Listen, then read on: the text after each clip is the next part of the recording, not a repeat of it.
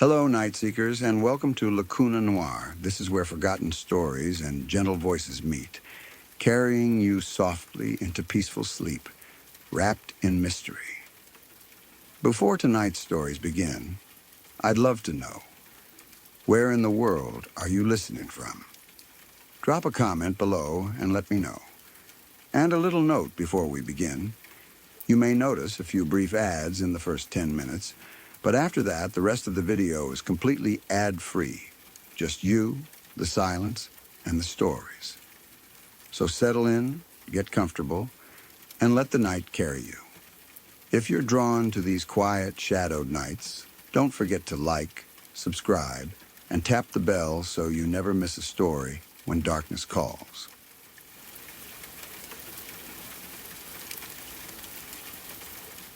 It's one of those stories that doesn't come directly from the person it happened to, but from someone who was close enough to it that it still feels real.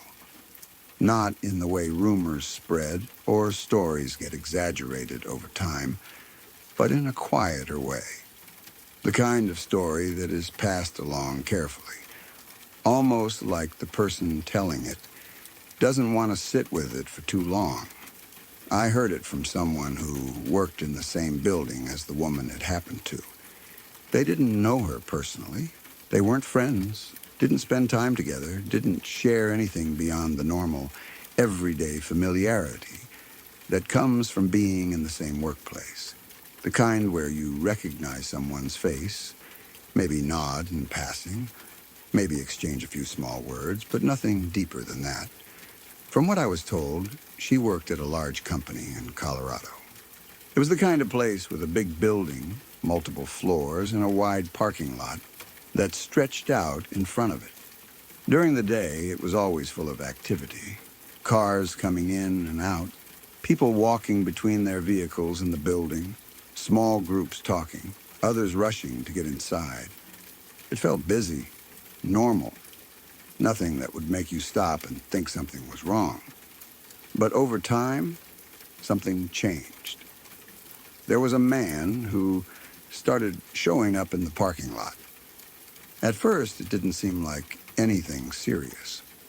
In a place that big, with so many people moving around, it's easy for someone to blend in.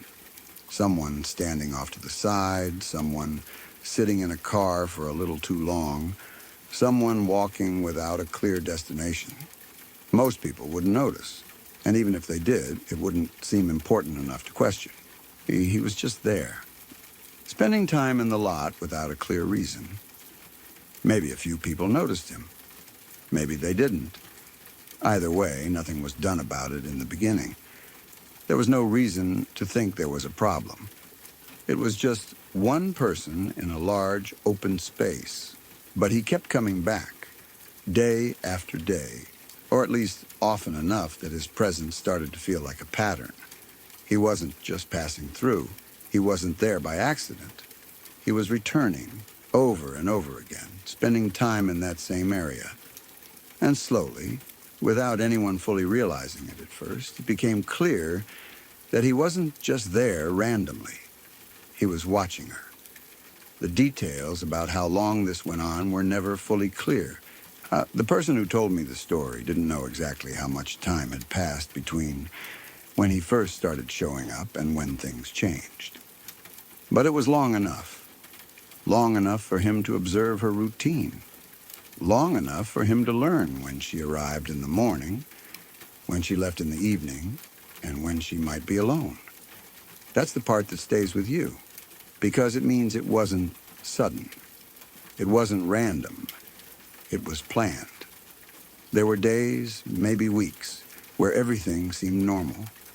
She went to work, parked her car, walked into the building, went through her day, and left again without knowing someone was paying attention to every part of it, watching from a distance, learning small details that most people never think about. Those ordinary moments didn't feel important at the time, but later they became everything. At some point, he decided to act. There aren't many details about exactly how he did it, just that it happened in that same parking lot. A place that felt safe during the day, a place surrounded by people and activity, but also a place where, for a short moment, someone could be alone. That's all it takes. A short moment. A gap between people walking by. A space where no one is looking. He took her from there, from a place that should have been familiar and safe, and pulled her into something completely different. Away from the building, away from the city, away from everything she knew. He drove her into the mountains, to a cabin, the kind of place that, under normal circumstances, might feel peaceful, quiet, surrounded by trees, far away from noise and crowds. The kind of place people go to relax, to get away from everything. But in this situation, that isolation became something else. There was no one nearby. No one to hear anything. No one to notice. No one to help. He kept her there for several days. The person who told me the story didn't go into full detail about what happened during that time, and maybe that's for the best. Some things don't need to be described in order to be understood. It was made clear enough that she suffered, that it wasn't quick, that it didn't end right away. Those days stretched out in a place where time probably felt different, where every hour felt longer, heavier, with no clear sense of what would happen next. And then, eventually, he killed her. That part of the story always feels very quiet when it's told. Not because it's less important, but because there's nothing more that needs to be said. The weight of it is already there. Adding more details wouldn't change it. It happened sometime in the late 1970s, or maybe the mid-1980s. The exact time wasn't something the person remembered clearly, just that it was long enough ago that it had faded from everyday conversation. It wasn't something people talked about often anymore, but it wasn't gone. Stories like that don't disappear completely. They stay in small ways in the background, passed from one person to another, remembered in pieces, carried quietly over time. The man was eventually caught. That part at least brought some kind of ending, even if it didn't change what had already happened. The person who told me the story didn't know what came after. They didn't follow the case, didn't know what happened in court, didn't know what kind of sentence he received. And in a strange way, that lack of detail makes it feel heavier, because it doesn't wrap things up neatly. It doesn't give you a clear ending. It just leaves you with what happened. A woman going to work like any other day. A man standing at a distance watching. Time passing in a way that didn't seem important at the time. And then one moment where everything changed. There's nothing supernatural about it. Nothing unexplained. No strange presence or unknown force. Just a person with bad intentions, given enough time and opportunity. And that's what makes it stay with you. Because it's real, because it could happen, because it shows how something normal, something routine, can slowly turn into something irreversible without anyone noticing until it's too late. Even now, when I think about it, the part that stands out the most isn't just what happened at the end. It's everything that came before it. The days where he was just there, blending in. The routine she followed, unaware that someone was paying attention. The small, ordinary moments that didn't seem important at the time. It's a quiet kind of fear. Not loud or sudden. Not something that jumps out at you. But something that builds slowly, almost invisibly. The idea that danger doesn't always make itself known. Sometimes it doesn't look like anything at all. Sometimes it just waits. And by the time anyone realizes it was there, it's already too late.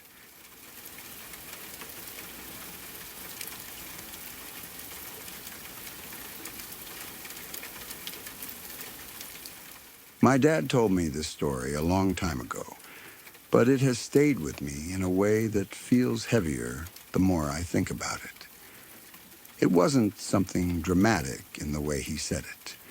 In fact, he mentioned it almost casually.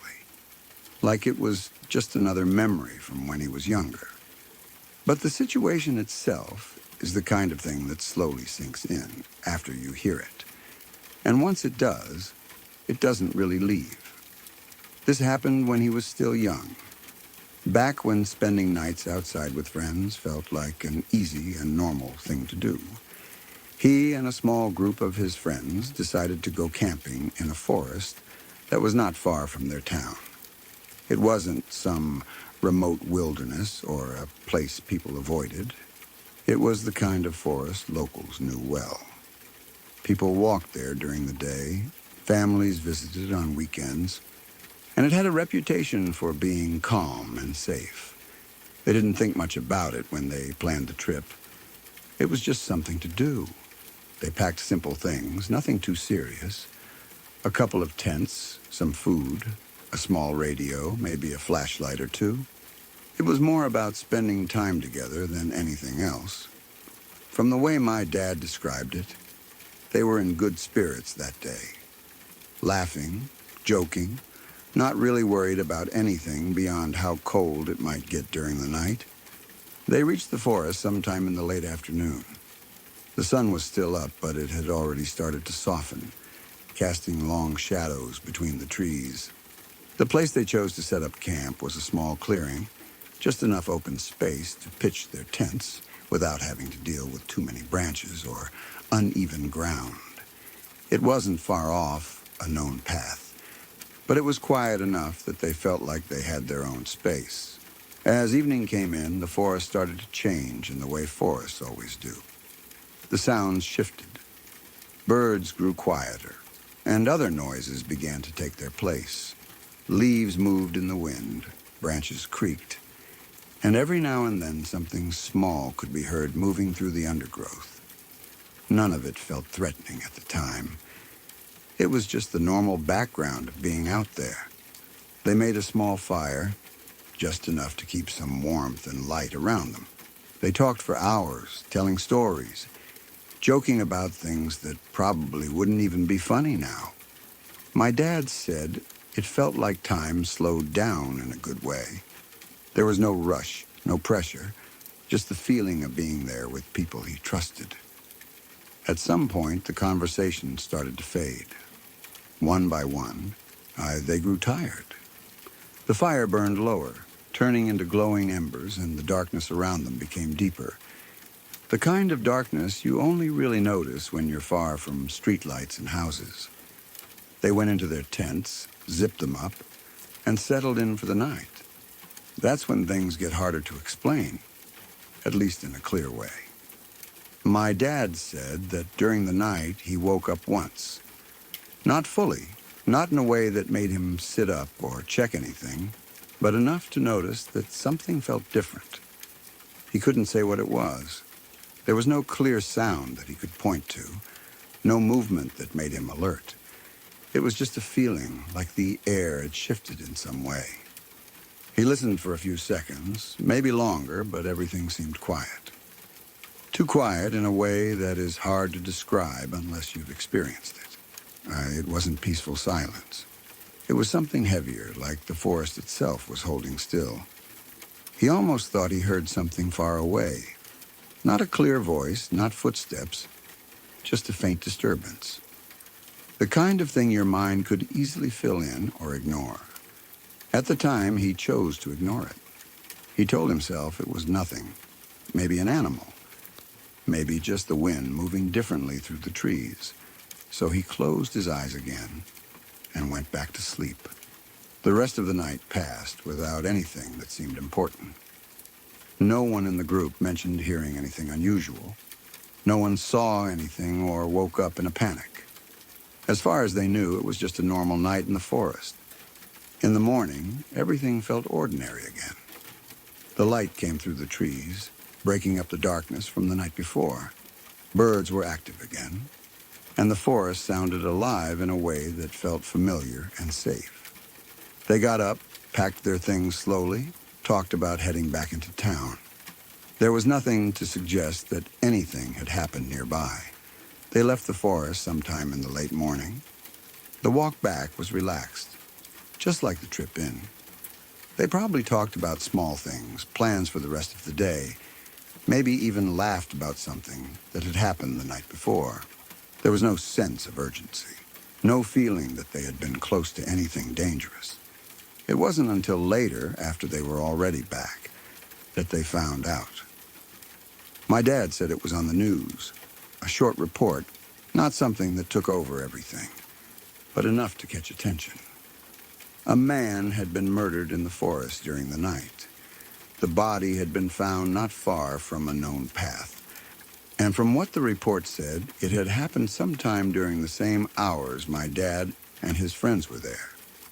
At first, it didn't fully connect. It was just information, something that had happened somewhere they had been. But then the details became clearer.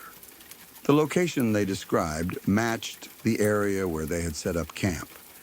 Not exactly the same spot, but close. Very close. About 100 meters away. When my dad told me that part, he paused for a moment, like even after all those years, it still felt strange to say it out loud. 100 meters is not far at all, especially in a forest. It's the kind of distance where, if something loud happened, you might hear it.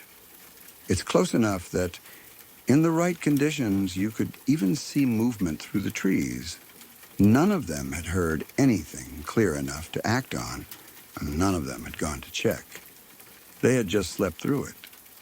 He said they talked about it later, trying to piece together if anyone had noticed anything unusual. That moment he had during the night, when he woke up briefly, came back to him in a different way. He started to wonder if that faint feeling, that almost sound, had been something real. But there was no way to know. The idea that something violent had happened so close to them, while they were just lying in their tents, unaware, changed the way he thought about that night. It turned something simple into something unsettling. What made it worse, in a quiet way, was the thought of how easily things could have been different. If they had chosen a slightly different spot, if they had wandered a bit farther, if someone had decided to take a walk during the night, any small change could have brought them closer to whatever had happened, or whoever had done it. The forest that had felt safe and familiar suddenly seemed different when he thought back on it. Not because the place itself had changed, but because his understanding of it had. The idea that something like that could happen there, without warning, without anyone noticing, made it feel less predictable. Even years later, he said that memory stood out to him. Not as something he experienced directly, but as something he was unknowingly close to. It wasn't about fear in the moment because there hadn't been any. It was about the realization afterward, the delayed understanding of how close they had been to something serious and dangerous. He never went back to camp there again. Not because he was scared in an obvious way, but because the feeling of that place had changed for him. It wasn't just a forest anymore. It was a place where something had happened. Something he had been near without knowing. And that, in its own way, stayed with him longer than the trip itself ever could.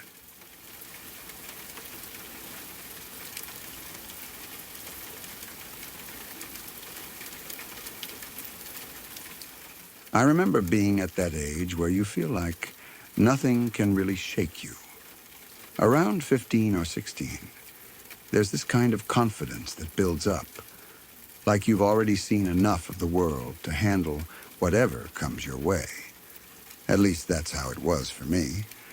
I thought there wasn't much anyone could say that would actually get under my skin in a real way. We had a family friend who worked as a police officer. He wasn't the type to talk a lot about his job, not in detail anyway.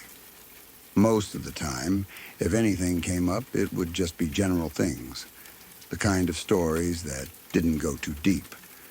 But I knew he had been doing that job for a long time, and I figured that meant he must have seen things most people never do. One day, I don't even remember what led up to it exactly, But I asked him a question. Now, it was the kind of question you ask when you're young and curious, but also a little careless. I asked him what the worst case he had ever dealt with was. I didn't think twice about it. In my mind, it was just going to be another story. Maybe something intense, maybe something shocking, but nothing I couldn't handle. He didn't answer right away. That was the first thing that should have told me something was different. Usually, if someone is going to brush off a question like that, they do it quickly. They change the subject or give a short answer. But he just paused. It wasn't a long pause, maybe only a few seconds, but it felt longer because of how quiet it got. When he finally spoke, his tone had changed. It wasn't casual anymore. There was something heavier in it, something more serious, even before he got into the details. And I could tell that whatever he was about to say wasn't just another story.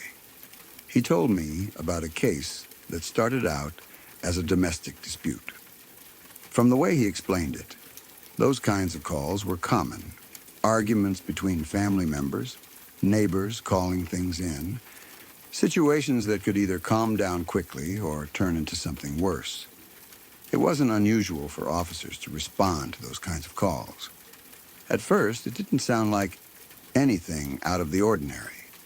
Just another situation where people were arguing, things getting out of control, someone calling for help. But as he continued, the way he spoke started to shift again. He slowed down slightly, choosing his words more carefully. I remember noticing his face more than anything else. There was a look there that I hadn't seen before. It wasn't just seriousness or focus. It was something deeper, something that felt like it came from a place he didn't like revisiting. His expression tightened in a way that made it clear this wasn't something he talked about often, if at all. He explained that as the situation developed, it became clear that something wasn't right. There were details that didn't add up, things that made them question what had actually been going on in that house. What started as a simple call began to turn into something more complicated. And then it led them somewhere else. He told me they ended up searching the property more thoroughly. Not just the house, but the surrounding area as well. It was the middle of summer, the kind of heat that sits heavy in the air and makes everything feel slower, thicker. The kind of weather where even standing outside for too long becomes uncomfortable. Somewhere on that property, there was a metal shed. He paused again when he mentioned it. I didn't fully understand why at first, but I could see it on his face. That same look, only stronger now. Like the memory itself was right there in front of him. Not something from years ago. He described approaching the shed, how it didn't seem unusual at a glance. Just another structure, the kind people use for storage. Tools, equipment, things that don't fit inside the house. But something about it made them check. The way he talked about it, you could tell that this was the point where everything changed. He didn't go into graphic detail, not really. He didn't have to. The way he said it was enough. Inside that shed, they found a child. He stopped there for a moment after saying that, like even putting it into words was difficult. The air around us felt different after that. It was like everything had gone quiet, even though nothing around us had actually changed. He continued, but more slowly now. Careful, controlled, like he was trying to keep a distance from what he was describing. The child had been left there, in the heat, in that enclosed space. The kind of heat that builds up inside metal structures during the summer, turning them into something unbearable. I didn't need more details to understand what he was saying. What stayed with me the most wasn't even the facts of the case, but the way it affected him. The expression on his face made it clear that this wasn't just another part of his job. It was something that had stayed with him long after it was over. It looked like it hurt him to even remember it. There was a moment where I realized I had made a mistake asking that question. Not because he was unwilling to answer, but because I hadn't understood what I was really asking for. I thought I was ready to hear something intense, something shocking. But this was different. This felt real in a way I wasn't prepared for. The more he spoke, the more I felt that confidence I had at the start disappear. It wasn't replaced with fear exactly, but with something heavier, a kind of discomfort that kept building the longer I listened. It got to a point where I couldn't take it anymore. I remember interrupting him, asking him to stop. Not in a dramatic way, just quietly, but urgently. I could feel my stomach turning, like if he said even a little more, I might actually get sick. He stopped immediately. There was no hesitation. It was almost like he had been waiting for that moment, like he knew I would reach a limit eventually. He didn't look surprised or annoyed. If anything, there was a kind of understanding in the way he looked at me, like he had seen that reaction before. After that, we didn't talk about it again.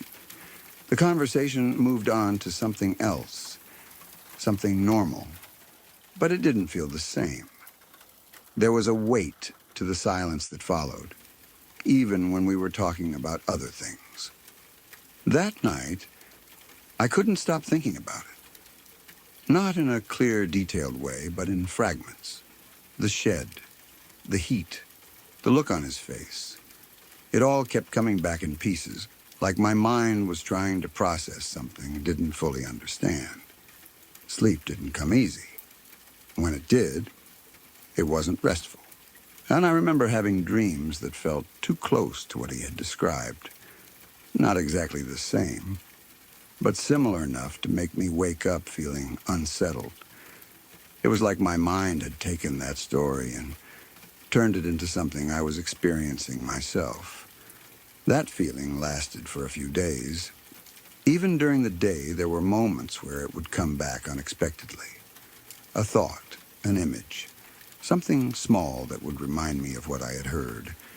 It made everything feel a little off, like there was a layer of reality I hadn't noticed before.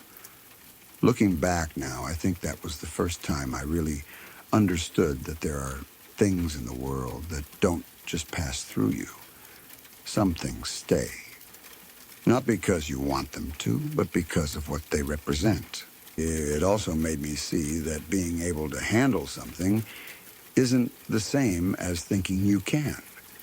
At that age, I believed there was nothing someone could say that would truly affect me. But that moment proved otherwise. It showed me that some experiences, even when you only hear about them, carry a weight that's hard to shake. And more than anything, it made me understand why he didn't talk about his job much. Because some stories aren't just stories. They're something people carry with them, whether they want to or not. And sometimes saying them out loud brings them right back in a way that feels just as real as the first time.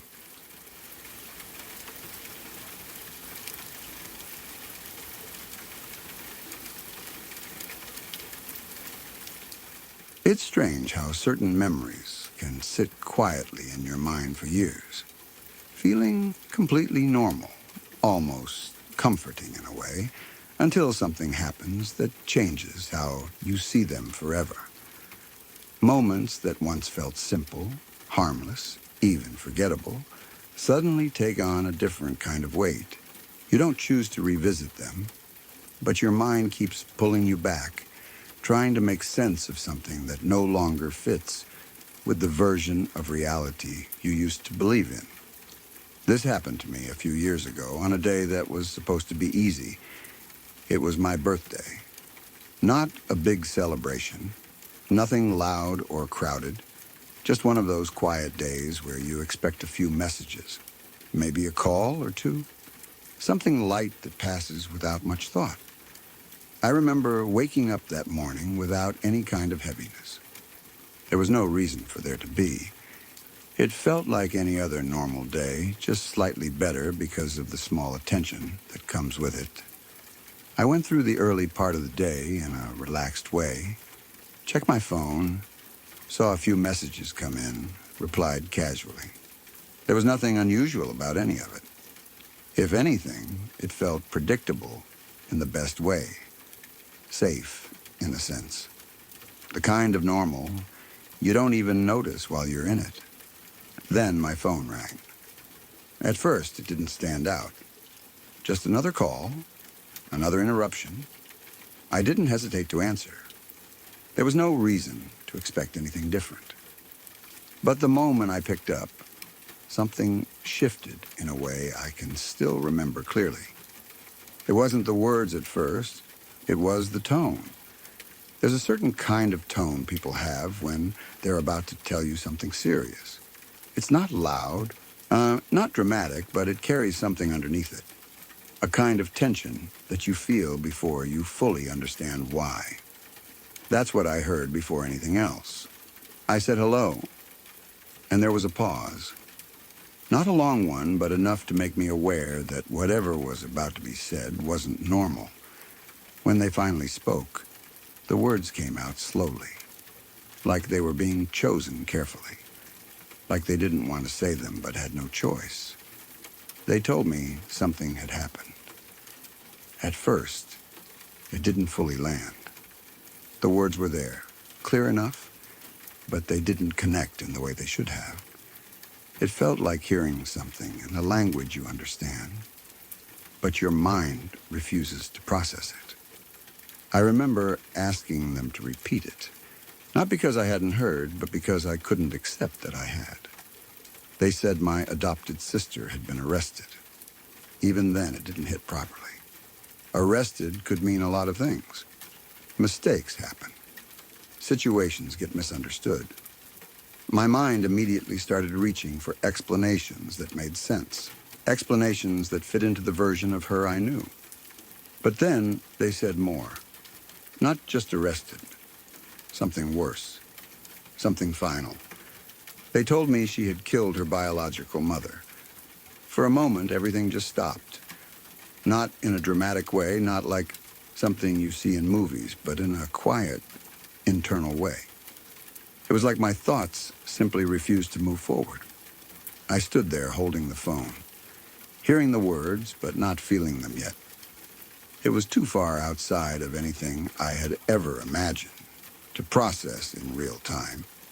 Even now, saying it in a clear sentence feels unreal. Back then, it felt impossible. The kind of thing that belongs in distant headlines, in stories that don't touch your life directly. Not something connected to someone you grew up with. Not someone who had been part of your everyday world. After the call ended, I didn't move for a while. I just stood there, letting the silence fill the space where the conversation had been. My mind kept repeating what I had been told, almost like it was testing it, seeing if it would start to make sense if I went over it enough times. But it didn't. It only became more real as time passed. More details started to come in, slowly at first, then with more clarity. From what I learned, their relationship had always been complicated. There were parts of her life that existed outside of what I knew, parts that didn't fully overlap with mine. I had always understood that, at least on the surface. But understanding that someone has a complicated past is very different from understanding what that can turn into. The situation between them had escalated. What started as something contained had grown into something uncontrollable. It wasn't just a moment of anger or a quick loss of control. It turned into something prolonged, something intense, something that crossed a line that can never be uncrossed. I never focused on the exact details, and I still don't. I don't think that part matters as much as the fact that it happened at all. What matters is that it wasn't accidental. It wasn't something that could be easily explained away. It was an act that changed everything. After it happened, she didn't stay there. She left, took a vehicle, moved the body, tried to put distance between herself and what had just taken place. Maybe there was a moment where she thought she could get away from it, or delay what would happen next. Maybe she just didn't know what else to do. It's impossible to understand what goes through someone's mind in that situation. But it didn't change anything. The body was found days later. By that point, there was no hiding it. No way to reshape the story into something else. The reality of it was fixed, and it spread outward from there, reaching everyone connected to it. When I first heard all of this, I didn't react the way I thought I would. There was no immediate breakdown, no visible panic. It was more like something inside me went completely quiet. Like my mind had shut down a part of itself to avoid dealing with everything at once. I moved through the rest of that day in a strange kind of calm, like I was watching everything from a distance. But that didn't last. As the hours passed and then the days, things started to shift. It didn't come all at once. It came in pieces. Small thoughts at first, then stronger ones. And the part that affected me the most wasn't just what had happened, as terrible as it was. It was the connection. I had grown up with her. We had shared a room for years. The kind of closeness that comes from being around someone constantly. From sharing space, routines, small everyday moments. Even when we argued, even when we got annoyed with each other, there was still that underlying familiarity, that shared history. And that's what made it harder to understand. Because when I thought about her, I didn't think about what she had done. Not at first. I thought about the person I knew growing up. The normal moments, the small arguments, the everyday interactions that felt meaningless at the time. And those memories started to change. Not in what they were, but in how they felt. I found myself going back to moments I hadn't thought about in years. Times when we had argued over small things. Times when one of us had gotten frustrated, said something sharp, walked away. At the time, they were just normal parts of growing up together. But now, they carried a different kind of weight. I started wondering if there had been something underneath those moments that I hadn't seen. Something deeper that I had missed. It's a strange feeling, looking back at something familiar and realizing that there might have been more to it than you understood at the time. Now, that was the part that stayed with me. That was the part that made it hard to rest. Sleep became difficult, not because I was constantly thinking about it in a direct way, but because it would show up when I wasn't expecting it.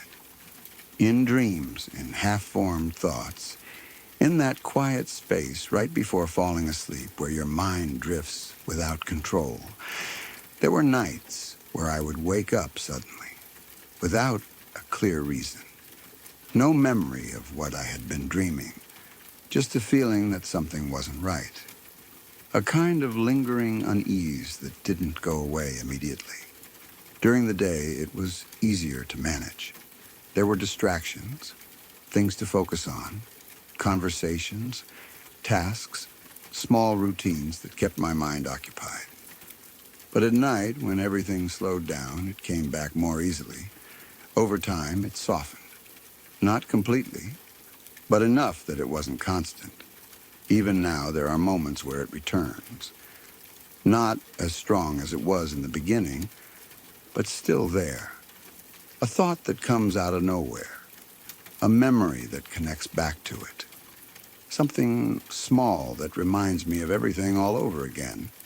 What makes it difficult isn't just the event itself. It's the fact that it involves someone who was once such a normal part of my life. It's easy to process things when they feel distant, when they happen to people you don't know. You can understand them in a detached way, place them in a category, move on. But when it's close to you, when it's connected to your own memories, it becomes something else entirely. It changes how you see the past. It makes you question things you never thought to question before, and it leaves you with a feeling that's hard to explain. And not just fear, but uncertainty. A quiet awareness that people are more complex than they appear, and that sometimes there are parts of them you never see until it's too late. I don't think there's a simple way to process something like that. It's not something you just move past completely. It becomes part of how you understand the world. And maybe that's the hardest part of all, knowing that something like that can exist so close to you without you ever realizing it at the time. It doesn't just change how you see that person. It changes how you see everything.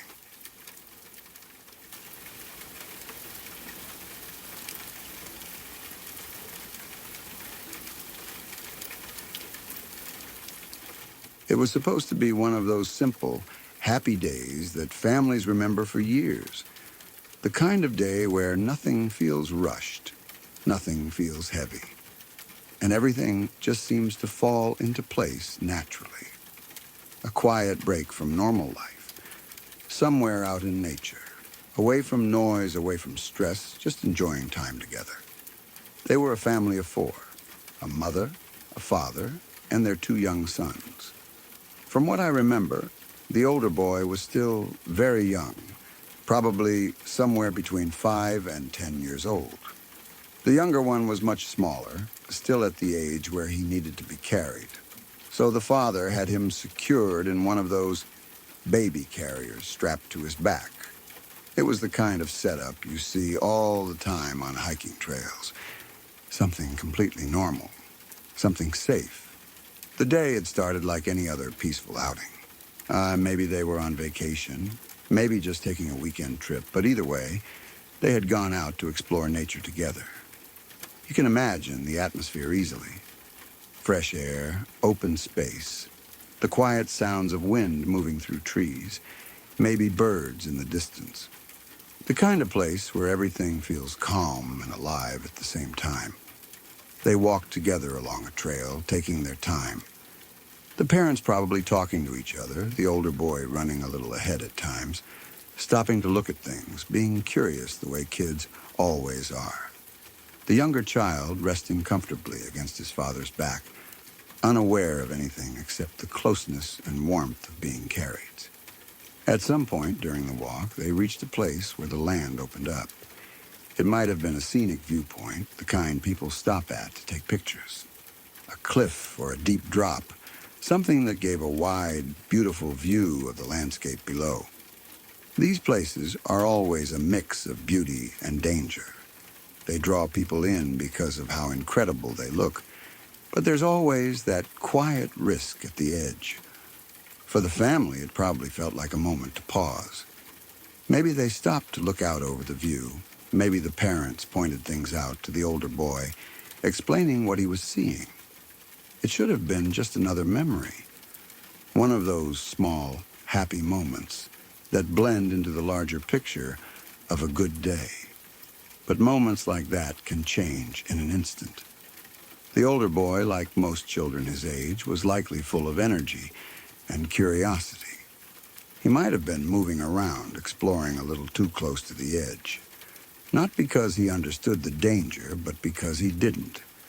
Kids don't always see risk the same way adults do. To them, it's just part of the environment, something interesting, something to get closer to. No one knows exactly how it happened.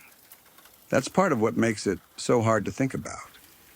There wasn't a clear, slow buildup. It wasn't something anyone saw coming with enough time to stop it. It was just one of those unguarded moments that slipped through without warning.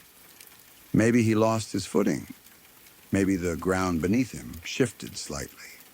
Maybe he leaned too far forward without realizing how close he was. Whatever the exact reason, it only took a second. 1 second he was there, safe, part of the scene. The next second, he wasn't. He stumbled over the edge. There's no time to think in moments like that. no time to process what's happening. The father must have reacted purely on instinct. The kind of reaction that comes from love, from the need to protect your child without even thinking about it. He reached out immediately, trying to grab his son, trying to pull him back to safety. That single movement, that desperate attempt to save his child, changed everything. Because as he leaned forward, he forgot, or maybe didn't have time to consider, that he wasn't standing there alone. On his back, secured in the carrier, was his younger son. The added weight, positioned behind him, shifted his balance in a way he couldn't control. It only takes the smallest imbalance near an edge like that. The ground doesn't forgive mistakes.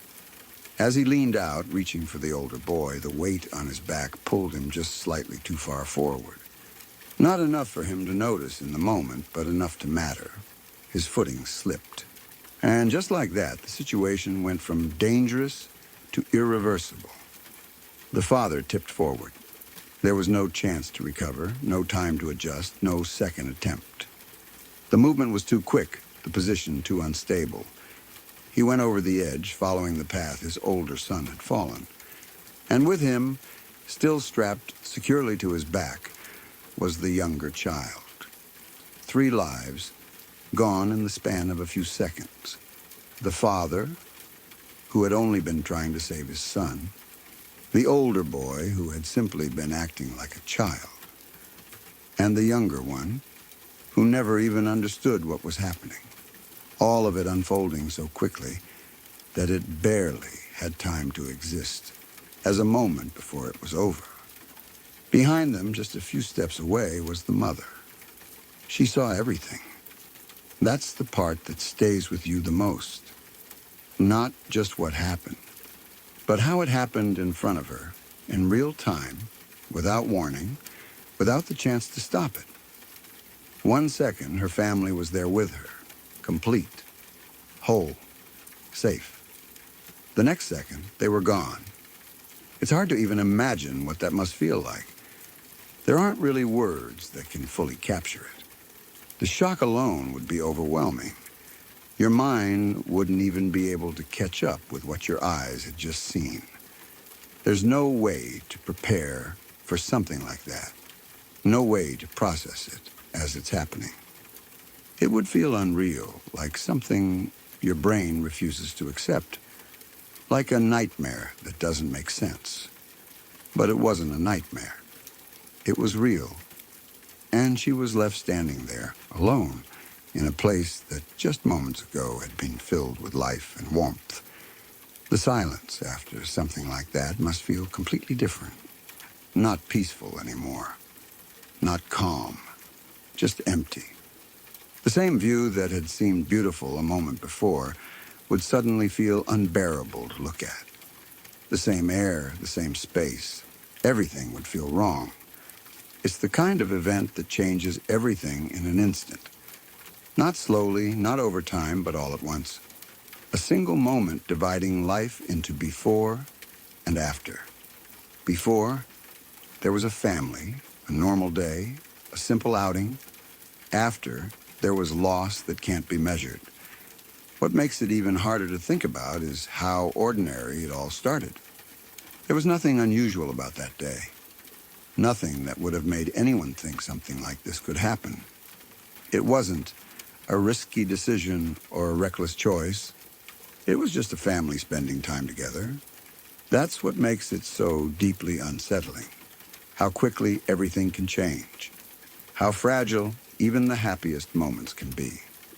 And how sometimes even the most natural, loving instinct to protect your child can lead to something no one could have predicted.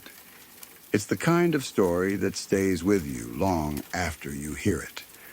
Not because of any mystery or unanswered question, but because of how real it feels, how easily you can picture it, how close it feels to something that could happen to anyone.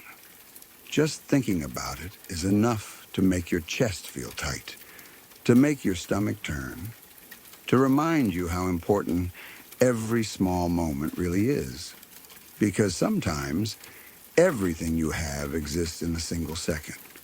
And sometimes that's all it takes for everything to be gone. It's hard to find any comfort in a story like this. There's no lesson that makes it easier, no explanation that makes it feel fair.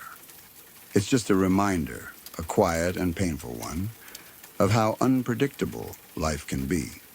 All you can really do is hold on to the people you care about a little tighter, be a little more careful, and never assume that any moment is guaranteed to last longer than it does. Stories like this don't just scare you. They stay with you. They sit in the back of your mind, showing up when you least expect it, reminding you of how quickly things can change. And maybe that's why it feels so horrifying. Because it's not something distant or impossible. It's something that feels real, something that could happen in the blink of an eye. So if there's anything to take from it, it's this. Be careful.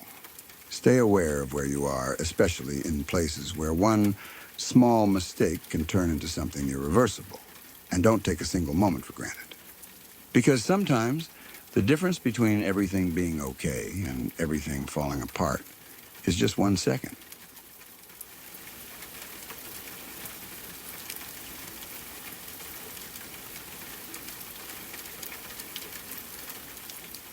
It was one of those stories that you don't personally witness, but somehow it still feels close enough to stay with you for a long time.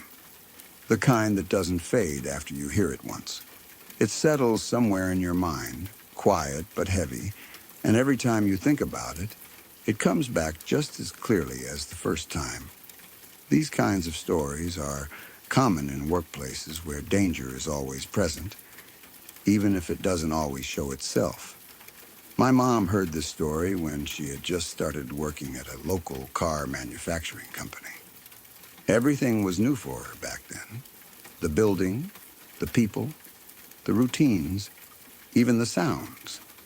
It takes time to adjust to a place like that, especially when it's not just an office or a quiet environment, but a full factory where things are constantly moving, shifting, and operating at a level that demands attention. As part of her first few days, she was taken on a tour of the factory along with other new employees. It was meant to help them understand how everything worked, how each section connected to the next, and how something as complex as a car was built piece by piece. But it wasn't just about learning the process. It was also about understanding the environment they were stepping into. Factories like that have a very specific feeling to them. Even if you've never been inside one, you can imagine it. The constant hum of machines, sometimes loud enough that you can feel it in your chest. The sharp smell of metal mixed with oil, something that sticks in the air and clings to your clothes. Workers moving with purpose, not wasting time, each person knowing exactly where they need to be and what they need to do. Everything looks controlled, organized, almost precise. But underneath all of that, there's something else, something you can't ignore once you notice it. The understanding that this is not a place where mistakes are easily forgiven. Because in that kind of environment, it's not just about things moving. It's about how they move. Machines don't just shift or turn gently. They press, they cut, they shape, and they do it with force. A level of force that doesn't slow down once it starts. While my mom and the others were being shown around, the guide who was leading them wasn't just explaining how the machines worked. He was also talking about safety. Not in a boring or routine way, but in a way that made people actually pay attention. He wasn't just listing rules. He was giving them reasons. And that's when he told them the story. It wasn't something that had happened recently, but it also wasn't something that people had forgotten. In places like that, incidents don't just disappear with time. They become part of the environment, part of the way people think and act, even years later. There was a man who worked in one of the sections where heavy machinery was used to shape car parts. These weren't simple tools that you could turn off and on without thinking. These were large industrial machines built to handle thick metal, to press it, flatten it, and mold it into exact shapes. They worked with precision, but also with a kind of power that demanded respect. From what the guide said, the man was not new. He wasn't careless in the way you might expect from someone inexperienced. He knew his job. He had spent enough time around those machines that everything had become familiar to him. The sounds, the timing, the movements. It was all something he had learned to understand. And that familiarity is where things can start to change. Because when something becomes part of your daily routine, you stop seeing it as something dangerous. You start to see it as normal, something you can handle, something you've handled 100 times before without anything going wrong. That day, it started like any other. There was no warning, no sign that anything was different. The machines were running, workers were focused, and everything was moving the way it was supposed to. At some point during his shift, the man noticed a small issue. There was a piece of metal that wasn't aligned properly. Maybe it had shifted just slightly out of place. Maybe it wasn't sitting exactly where it needed to be for the machine to do its next step correctly. It wasn't something major. It was the kind of small problem that probably happened often and was usually fixed without much trouble. He saw it, and he made a choice. Instead of stopping everything, instead of going through the full process of shutting the machine down, he decided to fix it himself. It's the kind of decision that makes sense in the moment. When you're used to your work, when you've done the same thing over and over again, you start to trust your instincts. You think you know what you're doing. You believe you can handle it quickly and move on without causing any delay. It probably felt like nothing more than a simple adjustment. Just reach in, move the metal slightly, and everything would be back in place. But machines like that don't leave space for small mistakes. And sometimes, things happen faster than you expect. As he reached in to adjust the piece, something triggered the machine. No one knows exactly what caused it. Maybe it was part of an automatic cycle. Maybe it was set to activate after a certain time. Maybe someone else, somewhere else in the process, triggered it without knowing he was still within reach. The reason doesn't really matter anymore. What matters is the timing. It happened at the exact moment when he was closest to it, when he had no time to react. The machine came down. In a situation like that, there's no pause, no warning that gives you a second chance. These machines don't move slowly, and they don't stop halfway. Once they begin their motion, they complete it fully, with all the force they were designed to use. And he was right there. The guide didn't go into details about what happened next. He didn't need to. The silence that followed that part of the story said enough. Everyone listening could understand what it meant without needing it explained. You could imagine the way the room must have felt when he said it. The shift in attention.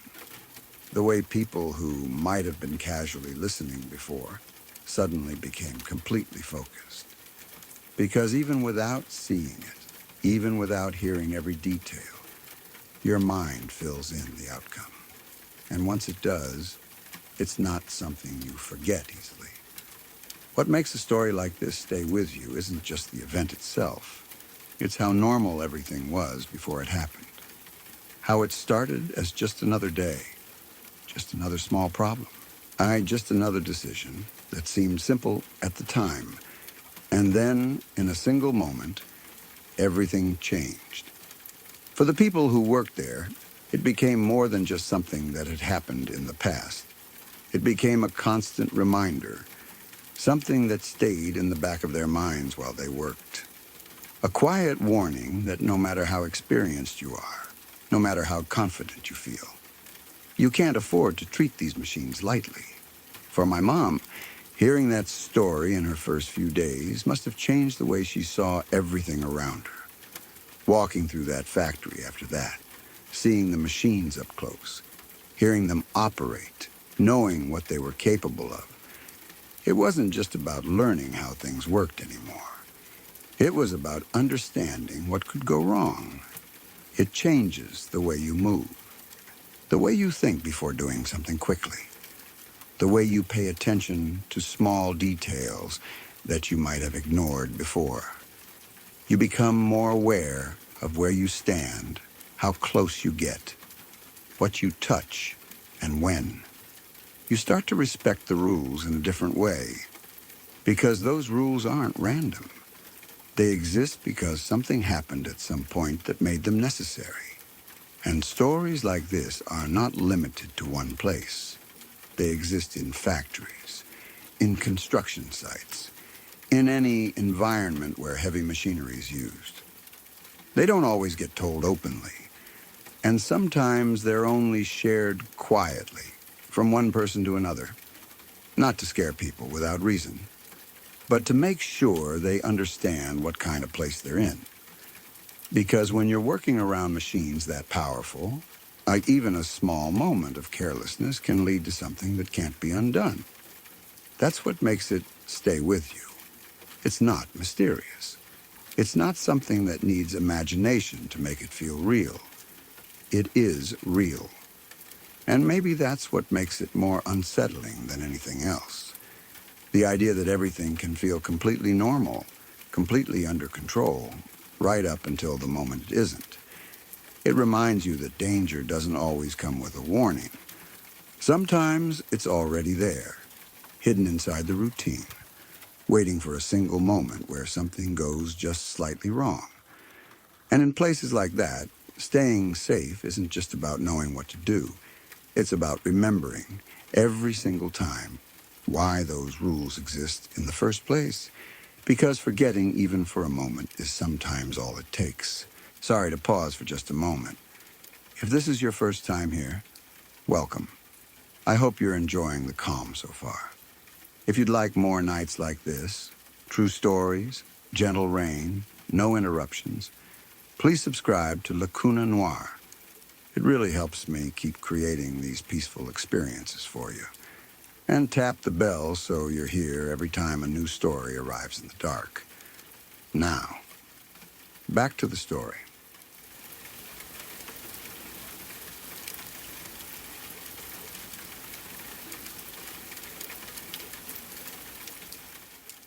When we first got to him, nothing about the situation felt as serious as it would later turn out to be.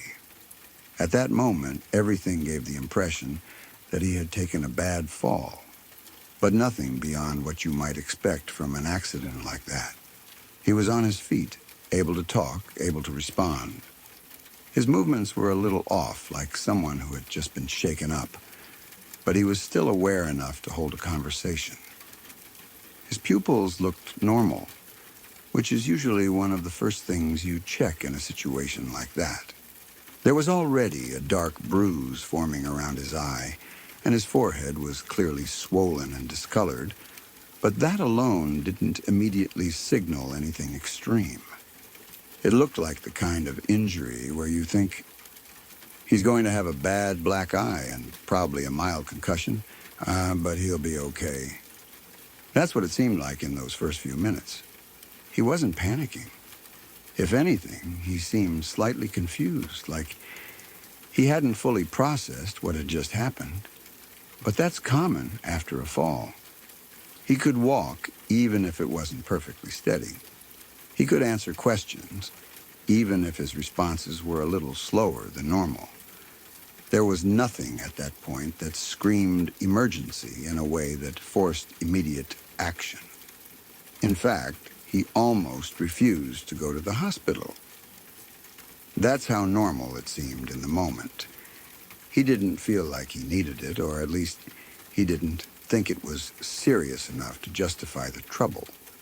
And honestly, if you had looked at him right then without knowing what was about to happen, you might have agreed. It didn't look life-threatening.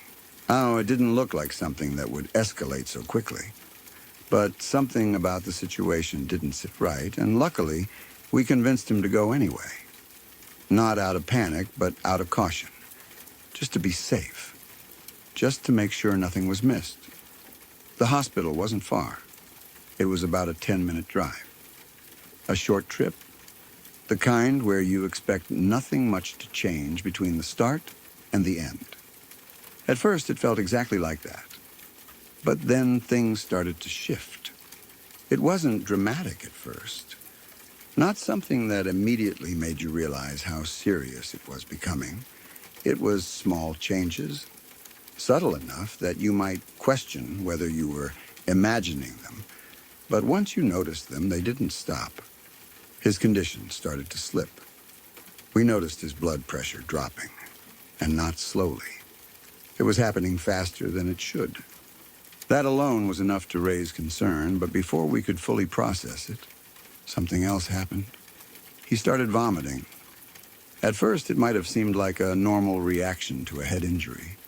Nausea isn't unusual in those situations, but this wasn't normal. It was blood. A lot of it. The kind that makes everything feel suddenly different. The kind that forces you to realize that whatever you thought this was, it wasn't that simple. Things escalated quickly after that. His breathing became uneven, strained in a way that wasn't just discomfort, but something deeper, something more dangerous. You could hear it in the way he struggled to get air in properly. It wasn't steady. It wasn't reliable. At that point, there was no more doubt. This wasn't a mild injury. This was something serious. He needed immediate intervention, and fast. There wasn't time to wait until we arrived and calmly explain the situation. He needed help right then, during those last few minutes before reaching the hospital. He had to be intubated. By the time we were getting close to the emergency room, he was already slipping further away. His consciousness was fading. He wasn't responding the same way anymore. His body was shutting down in a way that made it clear that whatever was happening inside him was far worse than anything visible from the outside. And that's what made it so unsettling. Because from the outside, it still didn't look like it should be this bad. By the time we reached the ER, he was barely breathing. What had seemed like a manageable situation. Just minutes earlier, it turned into something critical. Something that could have easily gone a different way if even a small decision had been different. Later, when everything was examined more closely, it became clear just how much we had misjudged the situation at the start. There are standard checks you're supposed to do with head injuries. Simple things that can reveal whether something deeper is wrong. One of those is applying pressure to certain areas, like the forehead and cheek, to see if there's abnormal movement or pain that shouldn't be there. We didn't do that, and at the time, it felt like the right call. His face was already clearly injured. Pressing on, it would have caused him pain, and it didn't seem necessary. It looked like a straightforward case of external bruising. There was no visible reason to suspect anything beyond that. But that assumption turned out to be a mistake, because if we had done that check, we would have felt it. The softness, the unnatural give where there should have been solid bone. His forehead and part of his eye socket weren't just bruised. They were crushed, broken into pieces in a way that wasn't obvious just by looking at him. And the reason it hadn't been obvious was even more disturbing. With an injury like that, you would normally expect a lot of external bleeding, something visible, something that clearly shows how serious it is. But that didn't happen. Instead, the blood had been draining internally, running down his throat, collecting in his stomach. That's why he suddenly started vomiting blood in the car. It hadn't just started then. It had been happening the entire time, hidden, unseen. By the time he reached the hospital, the situation was already critical. There was no time to waste. He was taken into emergency surgery almost immediately. What followed wasn't simple or quick. It took multiple surgeries to address the damage, to repair what had been broken, to stabilize everything that had gone wrong beneath the surface. It was the kind of situation where survival itself isn't guaranteed. But somehow he made it through. After everything, after the surgeries, after the recovery process, he ended up making a full recovery. And that alone would have been enough to make the entire situation feel unreal. But there was something else, something unexpected. During the process of treating his injuries, the doctors found something they weren't looking for, a tumor in his brain. It wasn't related to the accident, but it was there, hidden in a way that might not have been discovered until much later, possibly too late. And because of the fall, because of everything that followed, it was found and removed. In a strange way, something that could have ended much worse ended up revealing something that might have caused serious problems down the line. It doesn't make the situation any less disturbing, but it adds a layer to it that's hard to ignore. And then there's the final detail that stays with you.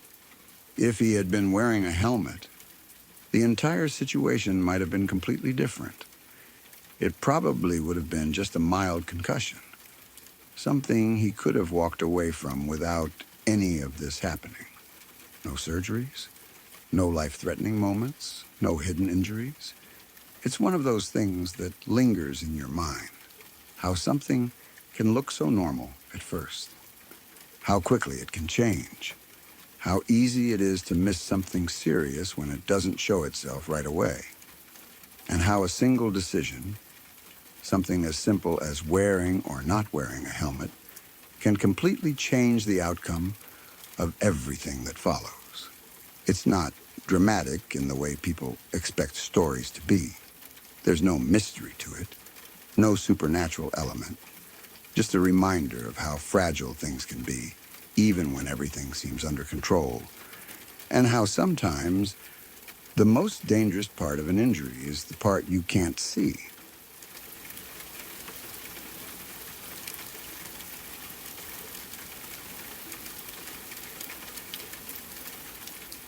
I remember that trip in a way that still feels unusually clear, even now, long after it happened. At the time, it didn't seem like anything important. Just a short stay at a family house, a few quiet days away from normal life.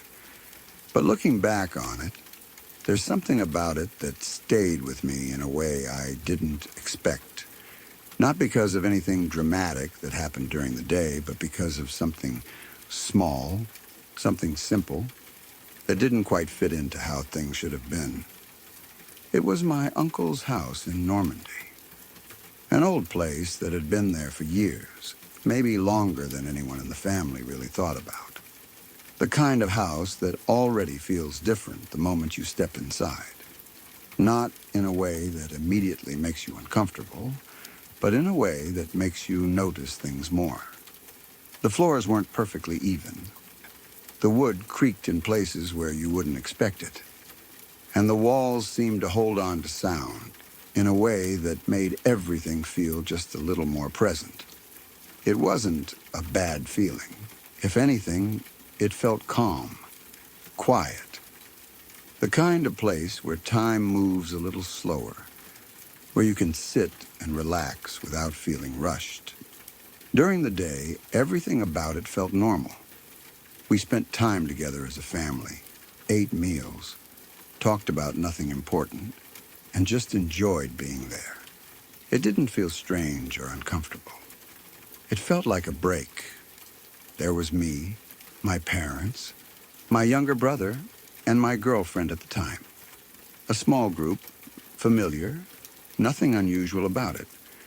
Everyone had their own space, their own routine during those few days. The house was big enough that you could move around without always being near each other, but still small enough that it felt connected.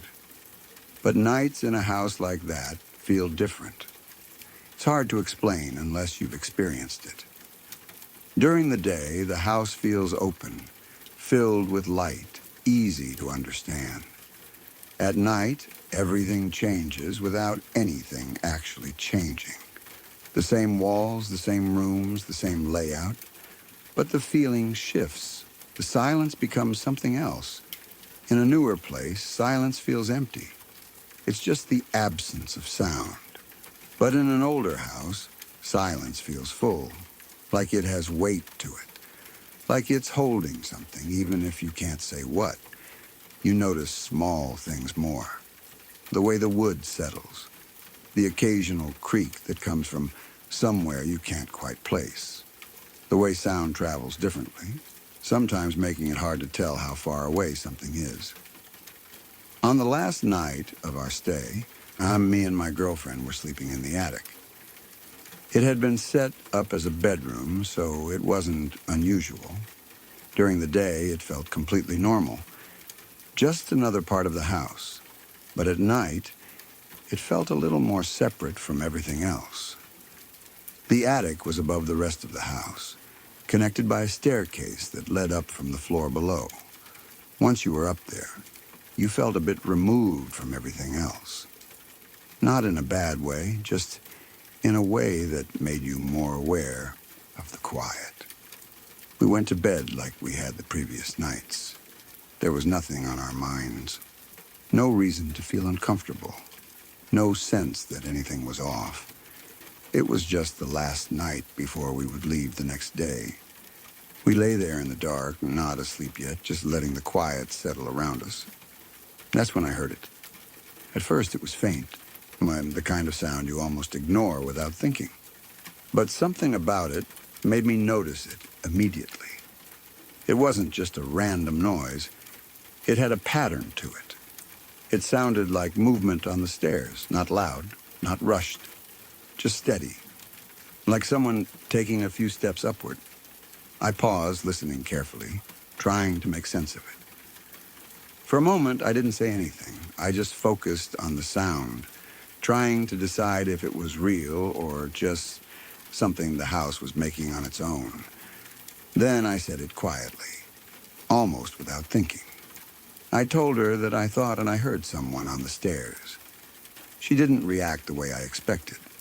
She didn't sit up or sound concerned. Instead, she brushed it off almost immediately. She said it was an old house, and that it was normal for places like this to make sounds. Wood shifts, structures settle, and sometimes it can sound like footsteps even when no one is there. And honestly, that made sense. I knew that old houses could do that. I had heard similar things before in other places. It wasn't enough to make me feel like something was wrong, so we let it go. A few minutes passed. We were still awake, just lying there, letting the silence return to the way it had been before. Then it happened again. This time it was clearer. The same kind of sound. Movement on the stairs, not just a single creak or a random noise, but something that felt structured, like steps being taken one after the other. I listened more carefully this time, paying attention to the timing, the spacing between each sound. It didn't feel random. It didn't feel like wood settling or something shifting naturally. It felt deliberate. I told her again. This time, she didn't dismiss it right away. There was a short pause before she responded, like she was thinking about it, but instead of reacting with concern, she suggested we just ignore it. Put something on, distract ourselves, and let it pass. So we decided to watch something. We opened Netflix and put on Brooklyn Nine-Nine. Something light, something familiar, something that would fill the room with sound and make everything feel normal again. At first, it worked. The voices from the show filled the space, replacing the silence that had started to feel heavier. It made everything feel less tense, less focused on whatever we had heard. We tried to pay attention to the episode, tried to laugh at the moments we had seen before, tried to act like everything was fine. But then, in the middle of it, I heard it again. This time, It cut through the background noise of the show. I didn't say anything immediately. I just listened, making sure I wasn't imagining it. And then I noticed her shift slightly beside me, like she had heard something too. When I spoke, I didn't need to explain much.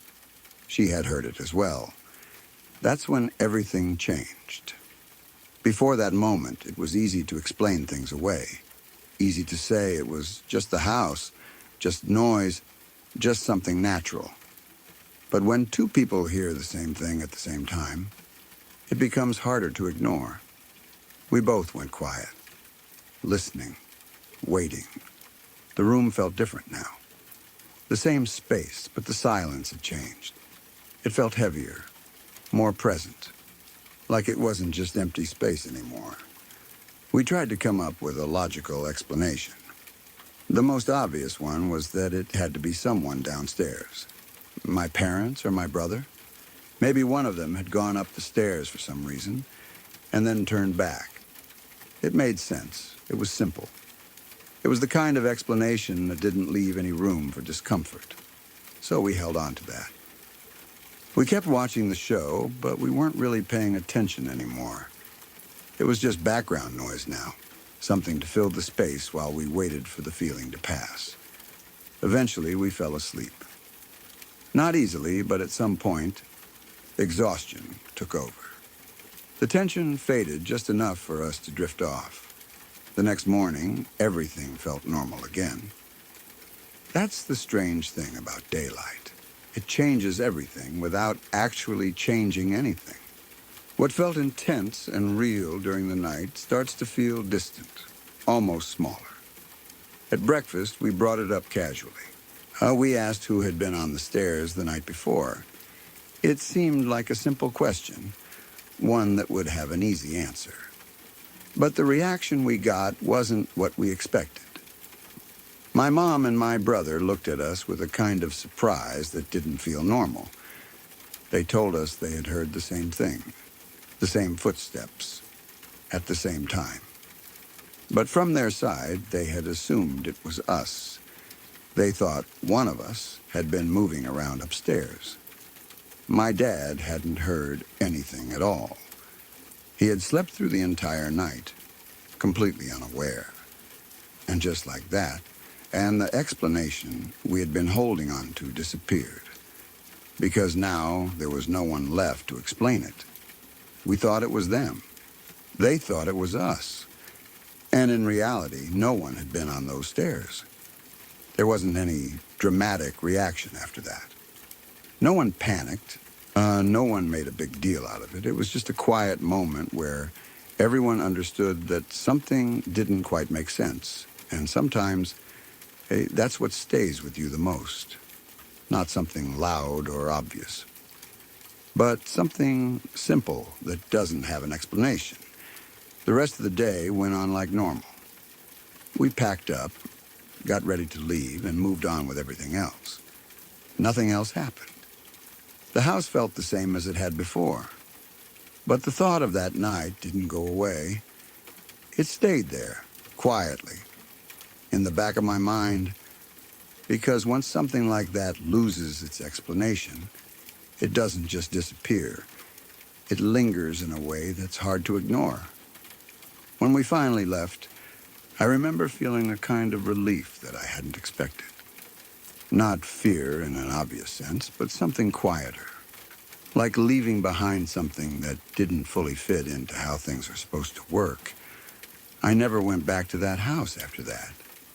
And even now, when I think about it, it doesn't feel like something that needs to be exaggerated or turned into something bigger. Because what made it unsettling was how simple it was. Just a sound. Just footsteps on a staircase. In a place where no one was actually there. And sometimes, that's more than enough to stay with you for the rest of your life. Because the most unsettling things aren't always the ones you can see. Sometimes it's the ones you can't explain at all. And that quiet realization is what makes something truly hard to forget.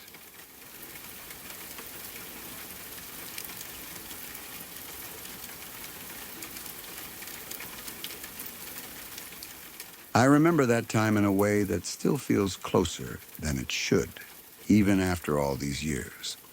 It wasn't something I saw happen with my own eyes, but it was close enough and real enough that it settled into my mind in a way I didn't expect back then.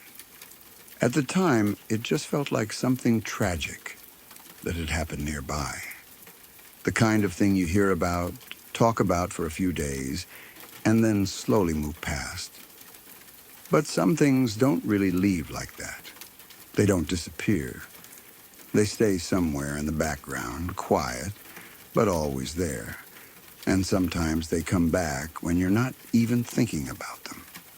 I was still a teenager when it happened, working at a truck stop just off Interstate 40. It wasn't anything special, just one of those places that people pass through without really noticing. And truck drivers would pull in to fill up, grab something to eat, maybe take a short break before getting back on the road. Families on long trips would stop for snacks, use the restrooms, ask for directions. It was the kind of place that was always active, but never in a chaotic way. There was a steady flow of people, day and night, each one just passing through on their way somewhere else. Working there gave you a simple routine. You got used to the sounds first. The low, constant rumble of truck engines idling outside. The doors opening and closing every few minutes. The mix of voices, some tired, some impatient, some just passing the time with small talk. Most people didn't stay long. A few minutes, maybe a little more, and then they were gone again, back onto the highway. It was repetitive work, but there was something almost comforting about that routine. You knew what to expect. You knew how the day would go. Nothing really surprised you. A few miles down the interstate from where I worked, there was a bridge that crossed over the Arkansas River. It wasn't anything people paid attention to, just another part of the road.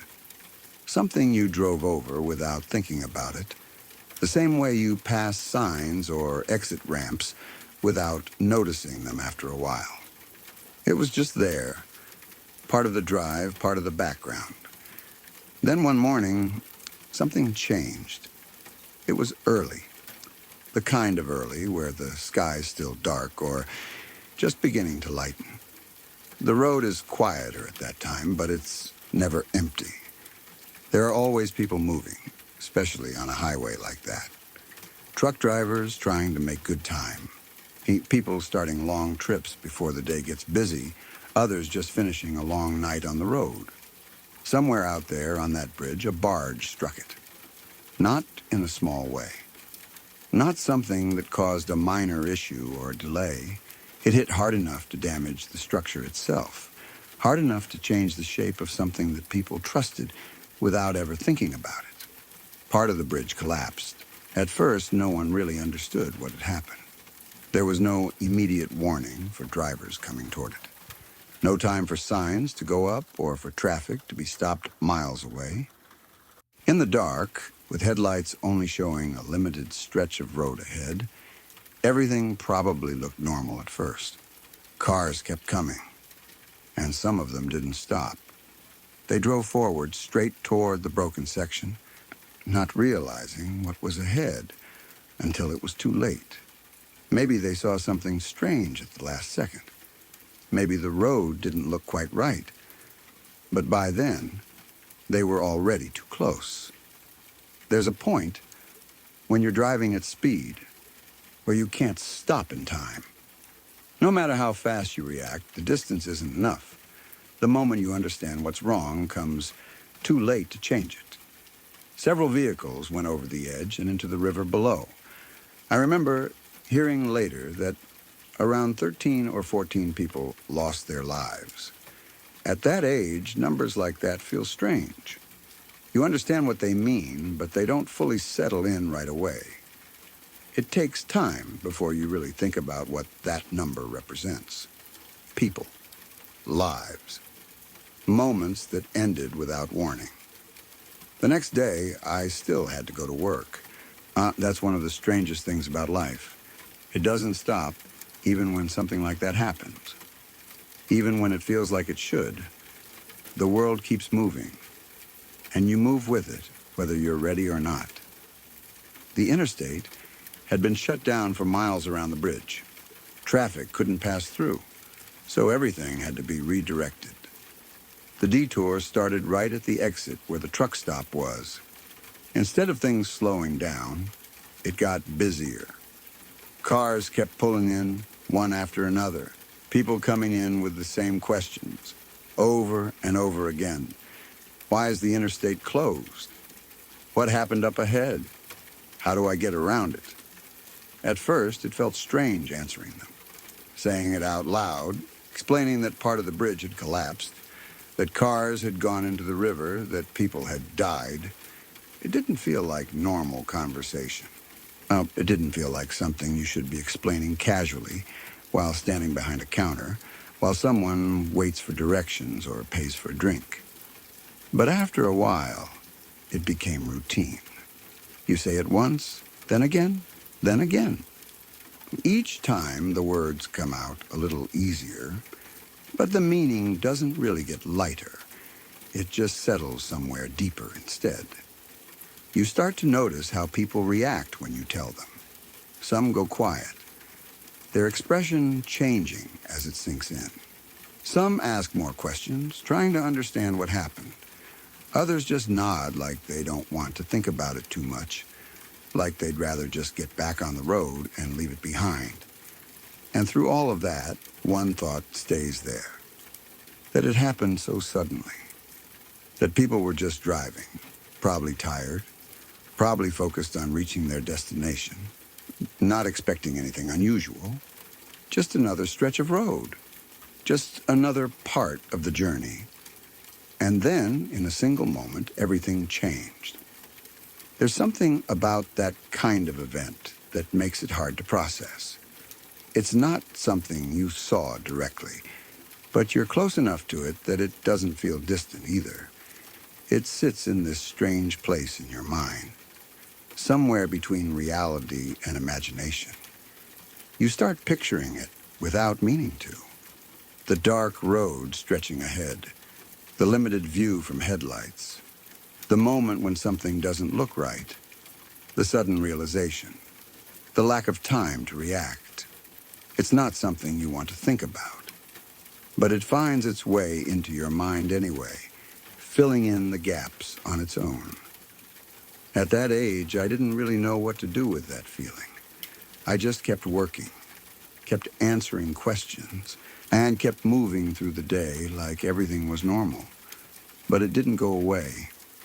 Even after the road reopened, even after the traffic returned to normal, even after people stopped asking about it, the memory stayed. It became one of those things that quietly changes the way you see something you used to ignore. Before that, a bridge was just part of the road, something you crossed without thinking, something you barely noticed. After that, it felt different, especially at night. There's something about driving in the dark that already limits your world. You only see what your headlights show you. Everything beyond that is hidden, uncertain, out of reach.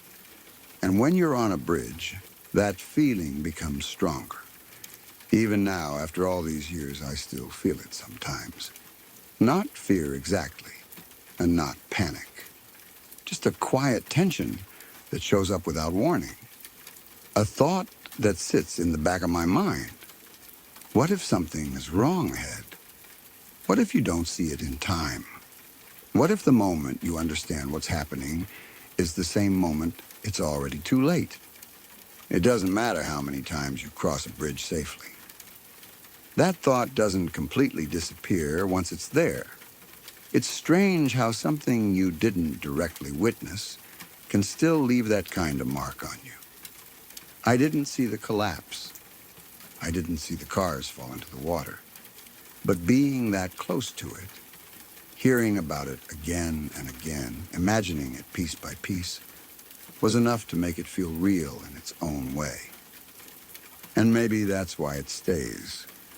Not just because of what happened, but because of how easily it could have happened to anyone.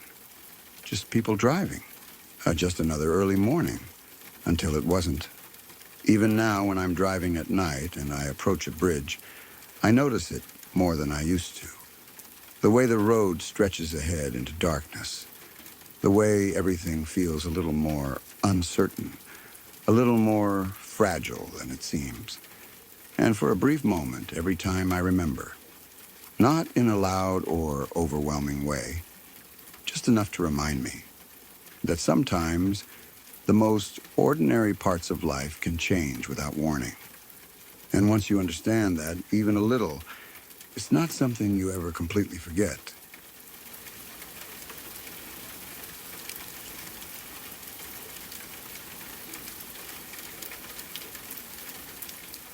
I still remember that day in a way that feels much closer than it should, even after so many years. It wasn't a long moment, and at the time it didn't fully sink in just how serious it was. Back then, it just felt like something sudden and scary that happened in the middle of an otherwise normal afternoon. But as I've gotten older, I've thought about it more and more, and each time it feels heavier. It's one of those memories that changes shape over time. When you're a kid, you only understand a small part of what's happening. When you grow up, you start to realize how close things came to going very, very wrong. I was around 7 or 8 years old, still at that age where most days felt simple and predictable. Life was mostly about school, playtime, and small routines that never really changed. This happened in India, in the neighborhood where we lived at the time. It was a place where everyone knew each other to some extent. People moved in and out of houses throughout the day. Kids played outside freely. And there was always some kind of activity going on. It felt safe in the way childhood places usually do. You don't question it. You just accept it. That day started like any other. The weather was warm, and the sun had that steady brightness that made everything feel calm and slow. My younger cousin was visiting, and we were both outside on the front lawn, just playing without any real plan. At that age, you don't need anything specific to do. You just run around, make up games, laugh at small things, and lose track of time without even realizing it. Our front lawn wasn't very big, but it was enough for us. There was a gate at the front that separated the house from the street. It wasn't always locked because back then it didn't feel necessary.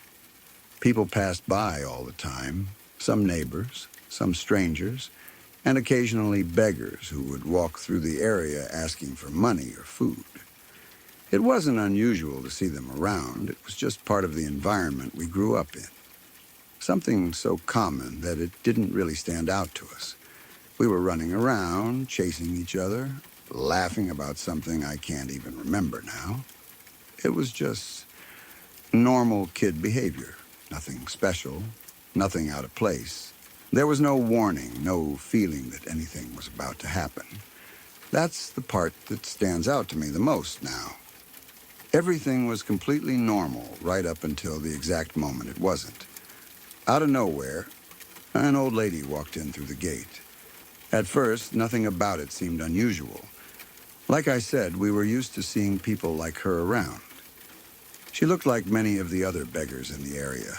Her clothes were worn and faded, her movements slow, and her face lined in a way that made it hard to tell her exact age.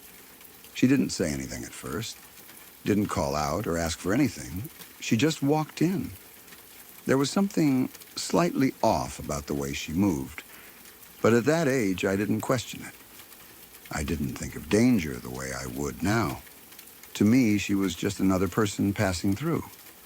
Before I could fully understand what was happening, everything changed. She suddenly reached out, grabbed my younger cousin, and turned around.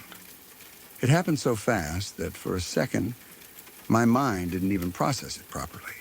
One moment we were playing, and the next moment my cousin was being pulled away. There was no conversation, no hesitation, just a sudden, direct action that didn't make sense. Then she started moving toward the gate. She wasn't fast. That's something I remember very clearly. She was old, and her steps were uneven, almost shaky. But even though she wasn't moving quickly, there was something urgent in the way she held my cousin. It wasn't gentle. It wasn't like she was trying to guide or help.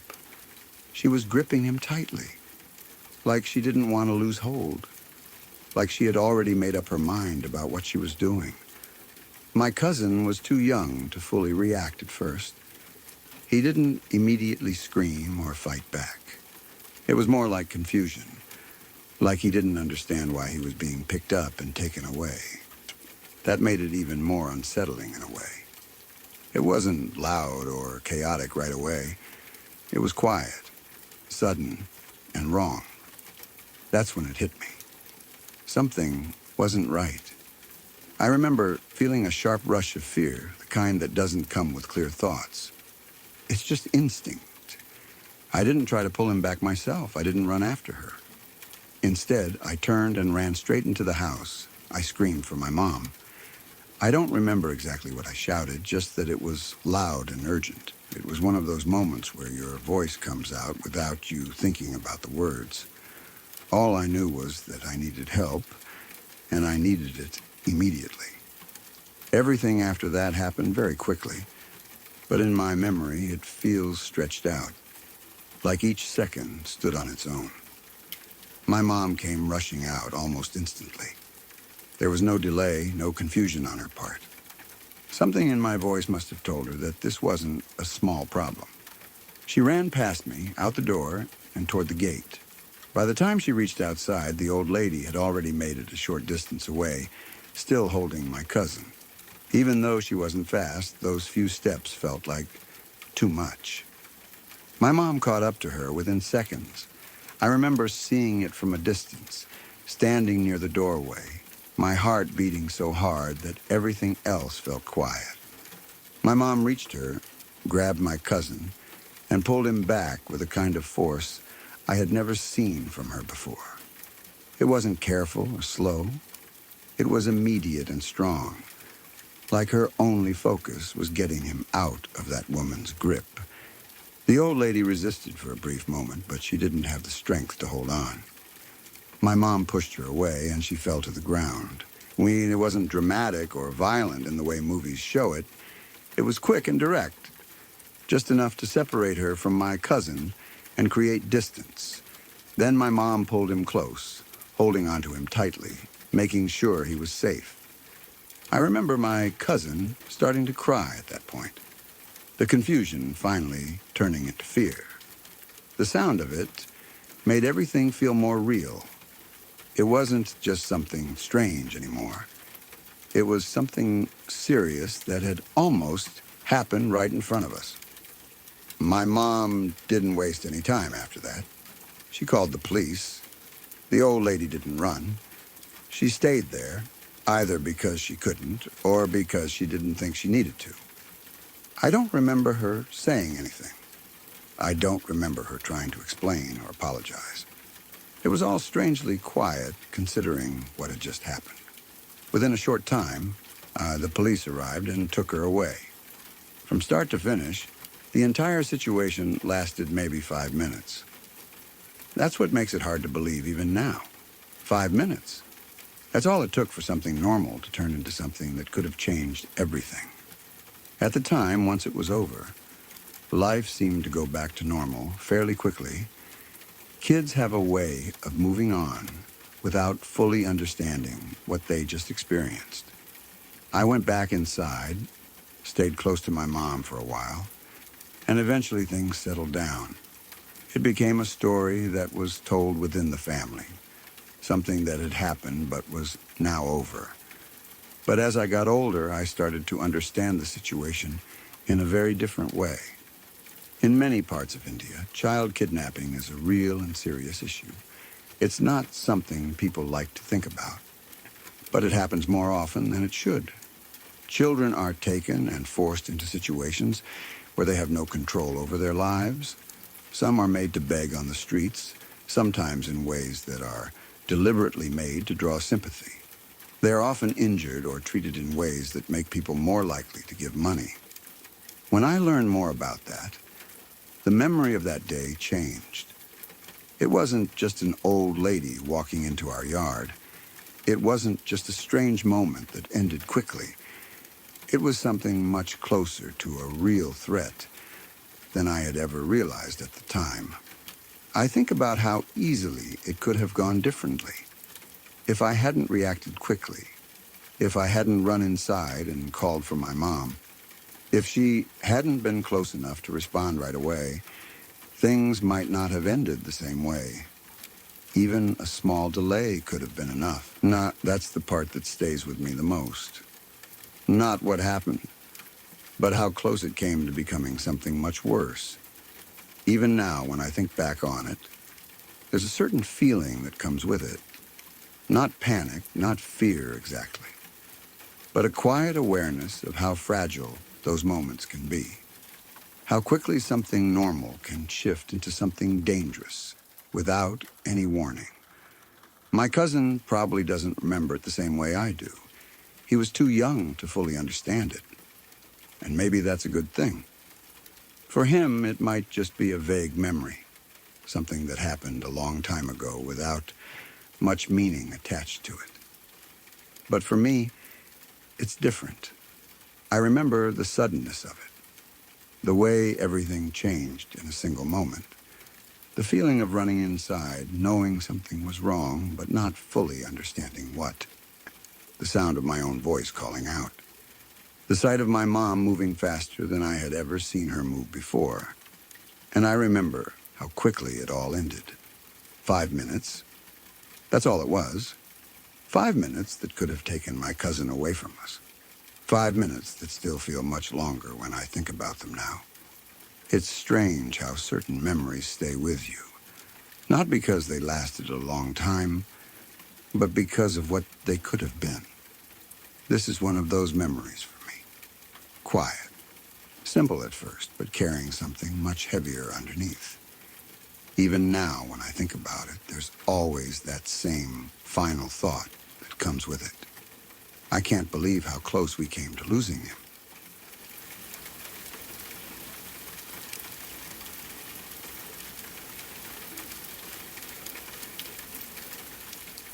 It's one of those stories that feels simple when you first hear it.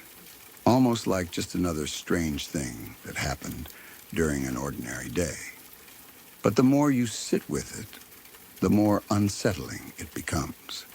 It's not loud or dramatic in the way people expect danger to be. It's quiet, subtle, and happens in a way that could easily be missed if just one small decision had been different. This happened to my niece a few years ago.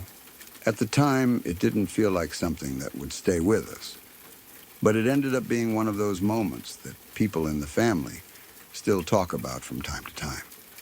Not because of what actually happened in front of us, but because of what almost did. It started as a completely normal afternoon. My niece had plans to meet a friend who was going to pick her up. There was nothing unusual about that. It was a routine kind of thing, something people do all the time without giving it much thought. Her friend had been out shopping earlier that day, just running errands like anyone else. It was the kind of normal activity that blends into the background of daily life. From what I was told, the friend had parked her car in a fairly busy area while she went inside to shop. It wasn't isolated or empty. There were other cars around, people coming and going, the usual movement you would expect in a public place. That's part of what makes the story feel more unsettling later on. It didn't happen somewhere hidden or obviously unsafe. It happened in a place where you would normally feel fine. After finishing her shopping, she came back to her car. At first, everything seemed normal. There was no sign that anything was wrong from the outside. The car looked exactly as she had left it.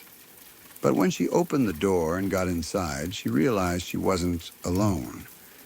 There was a woman sitting in the back seat. It's hard to imagine that moment clearly without feeling a sense of shock. You expect your car to be empty. You expect it to be exactly the way you left it. Finding someone already inside, waiting, completely changes that sense of control in an instant. The woman didn't jump out or try to hide. She was just there, sitting in the back as if it was completely normal. From what I heard, she spoke in a calm way, not aggressive or loud. She told my niece's friend that she didn't have any money to get home and asked for a ride. On the surface, it might have sounded like a simple request, but the situation itself was already wrong. A stranger had gotten into her car without permission and was now asking to be driven somewhere. Even without anything else, that alone would have been enough to make anyone uneasy. My niece's friend was obviously scared. That kind of fear isn't always loud or visible. Sometimes it's quiet, controlled and focused. Instead of reacting in panic, she stayed calm. She didn't argue or refuse directly. She didn't try to force the woman out of the car either. In that moment, she made a quick decision to handle it carefully. She told the woman that she was bad at reversing the car and asked if she could step out and help guide her out of the parking space. It was a small, simple request. Nothing that would raise suspicion or cause conflict. Just something that sounded reasonable in the situation. The woman agreed. She got out of the car. And the moment she stepped away, my niece's friend didn't hesitate. She closed the door, started the car, and drove off immediately, leaving the woman behind. It was a quick decision, but it probably made all the difference. At that point, the situation seemed like it had ended. She had removed herself from the danger without confrontation, without escalation. It must have been a huge relief just to get away from that moment. After that, she went to pick up my niece as planned. When she arrived, nothing about her behavior seemed too unusual at first.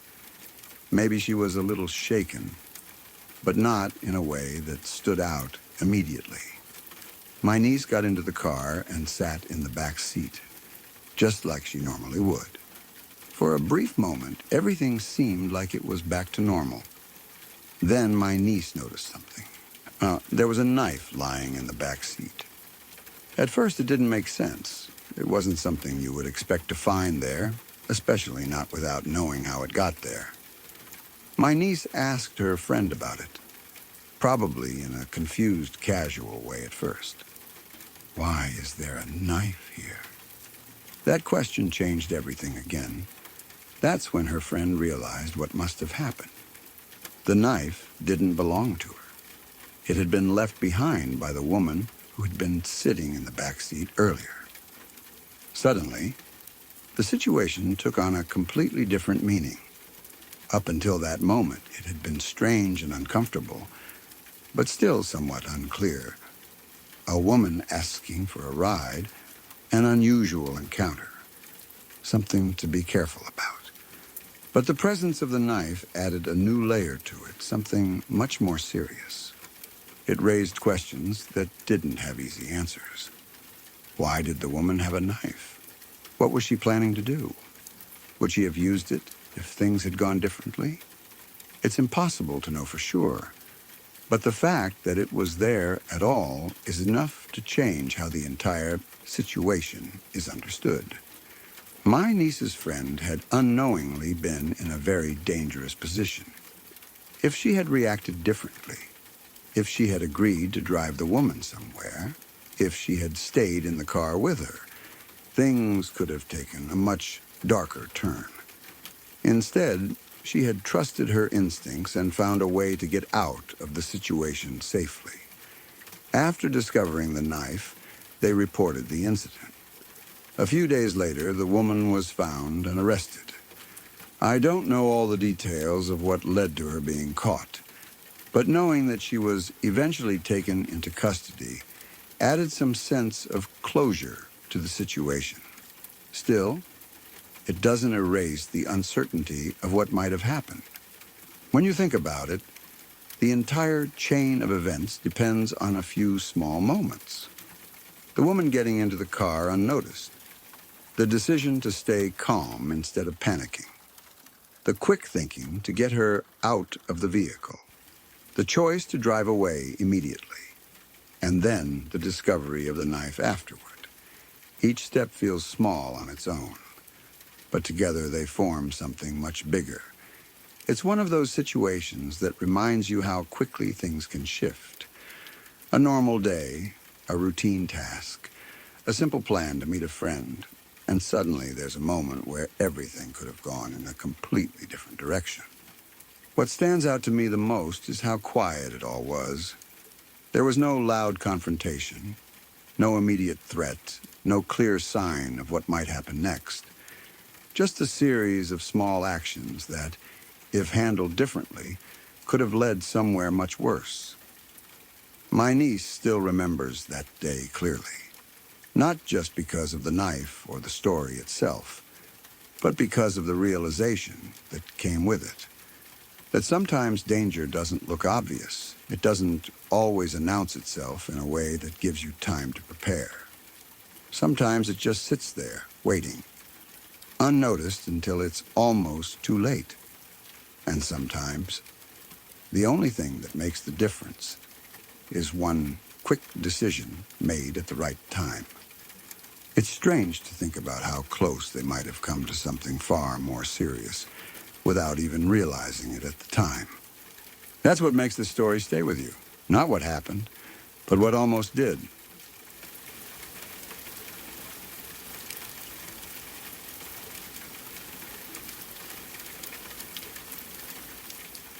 I remember coming across that account in a way that didn't feel like reading a normal story at all. It wasn't written to entertain or to create suspense in the usual sense. From the very beginning, there was a weight to it that made it hard to read casually. It felt like something that had been carried for a long time, something that wasn't meant to be revisited often, but had to be told anyway. The kind of experience that stays with a person long after it ends, not because of how long it lasted, but because of what it did to them while they were living through it. The name attached to the account was Koa, and the way he described what happened to him was very direct. There was no attempt to add drama or exaggeration. In fact, it was the opposite.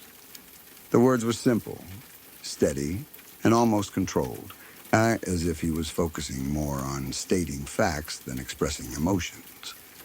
That tone made it harder to process, not easier. There was nothing there to soften the impact, nothing to guide you on how to feel. It was just a clear account of what he experienced, and that alone carried enough weight. He explained that when he was taken to Batala, everything happened quickly. There was no time to question what was going on, no moment to understand why he had been brought there. It wasn't like a situation where someone is processed step by step. Instead, he was moved straight into a place that the people there referred to as Vietnam. At first, the name didn't mean much. It sounded almost random, like a nickname without explanation. But once he described what that place was, and it became clear why it had that kind of reputation among those who knew about it. It wasn't a normal prison cell, or even something that could be compared to one. It was a pit, a deep, narrow space built into the ground, reinforced with concrete in a way that made it feel permanent. It was around 5 feet deep, not enough for someone to stand upright comfortably, and not wide enough to move freely. The design itself seemed intentional, as if it was meant to limit movement in every possible way. Above it, there were metal bars placed across the opening, and around that, layers of barbed wire that made it clear this wasn't just a place to hold people. It was meant to trap them completely, to remove any sense of escape. When Koa was placed inside, he wasn't alone. There were already 5 other men there with him.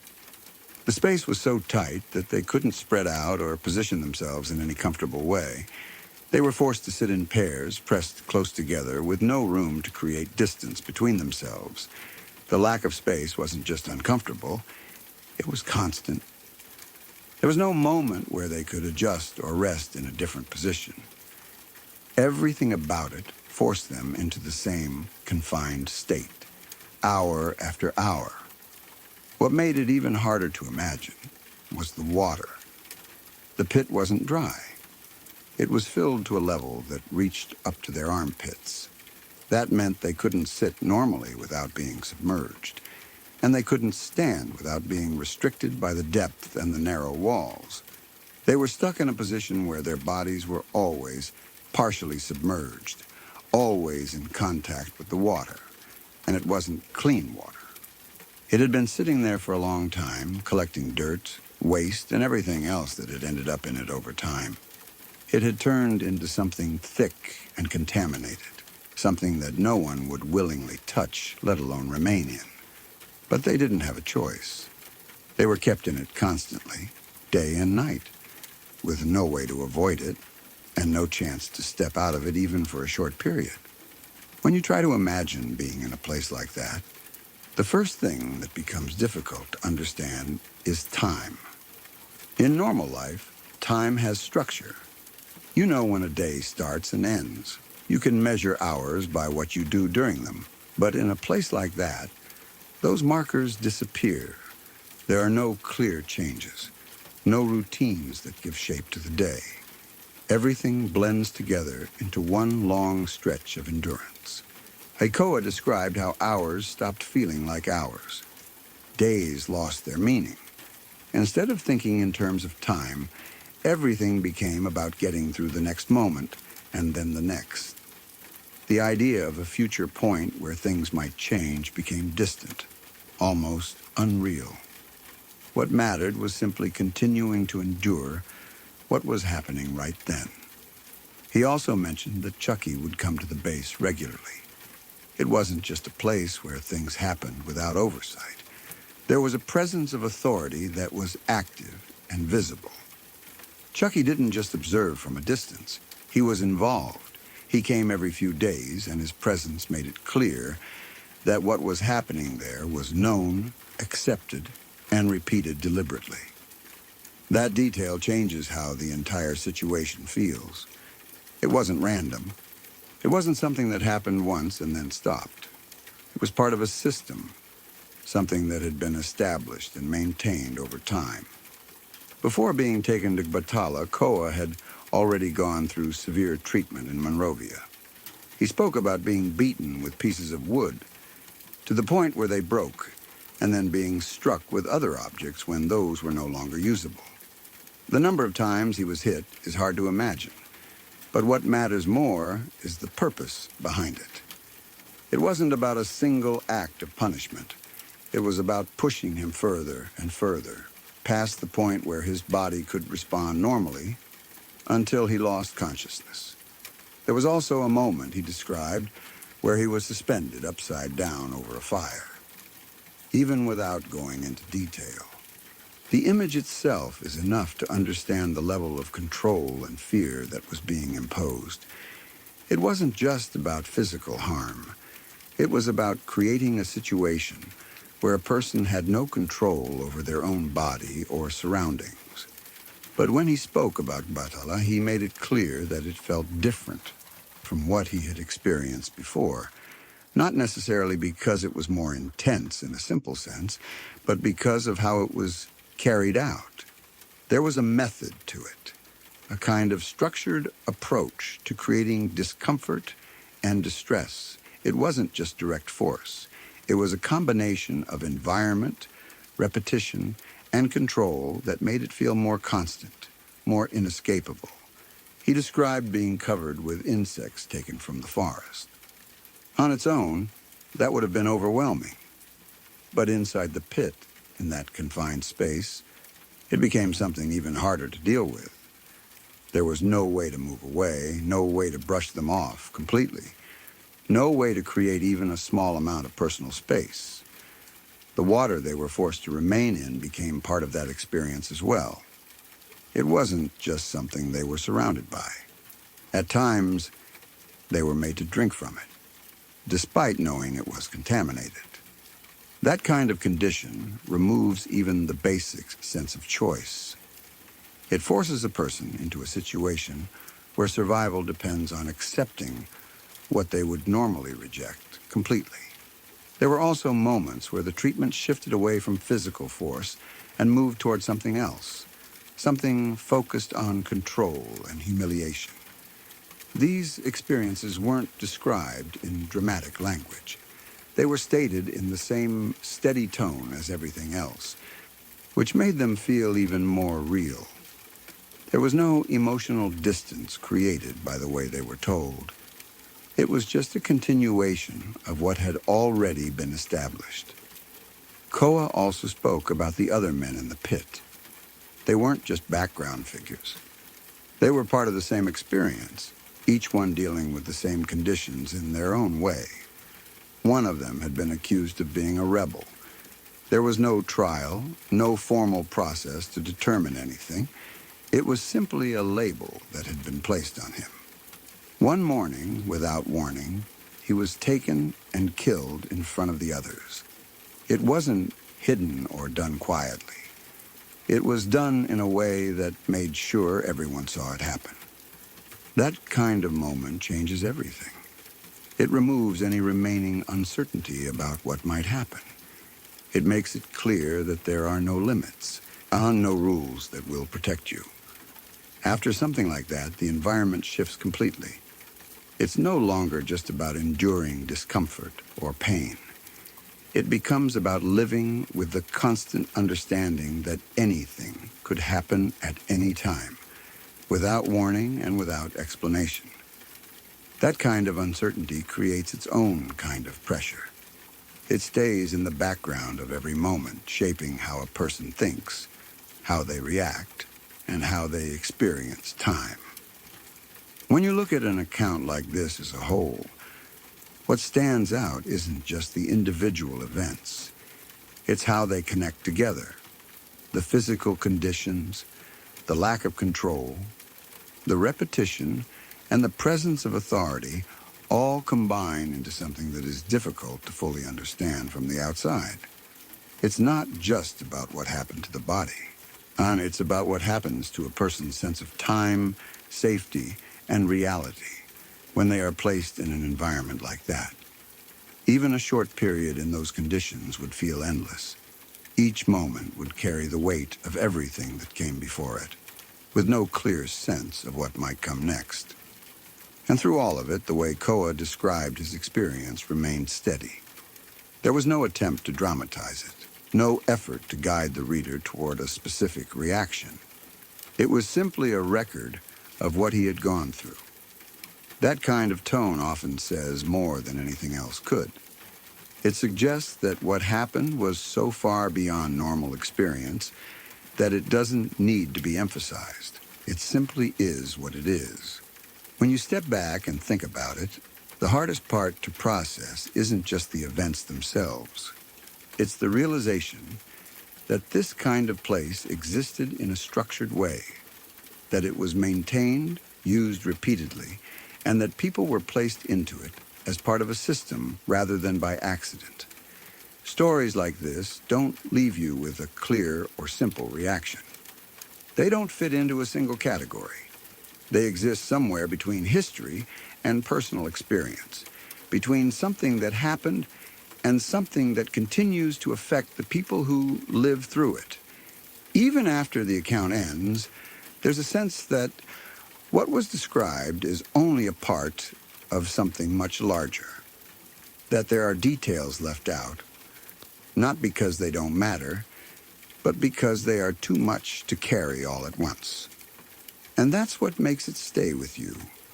Not just the details themselves, but what those details represent when you begin to understand them together.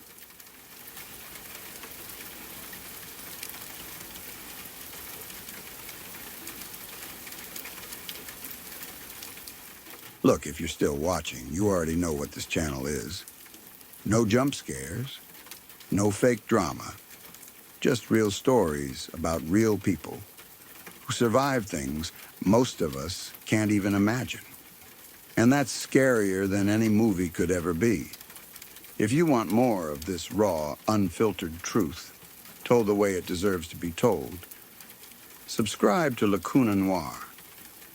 We're not here to waste your time. We're here to tell the stories that actually matter.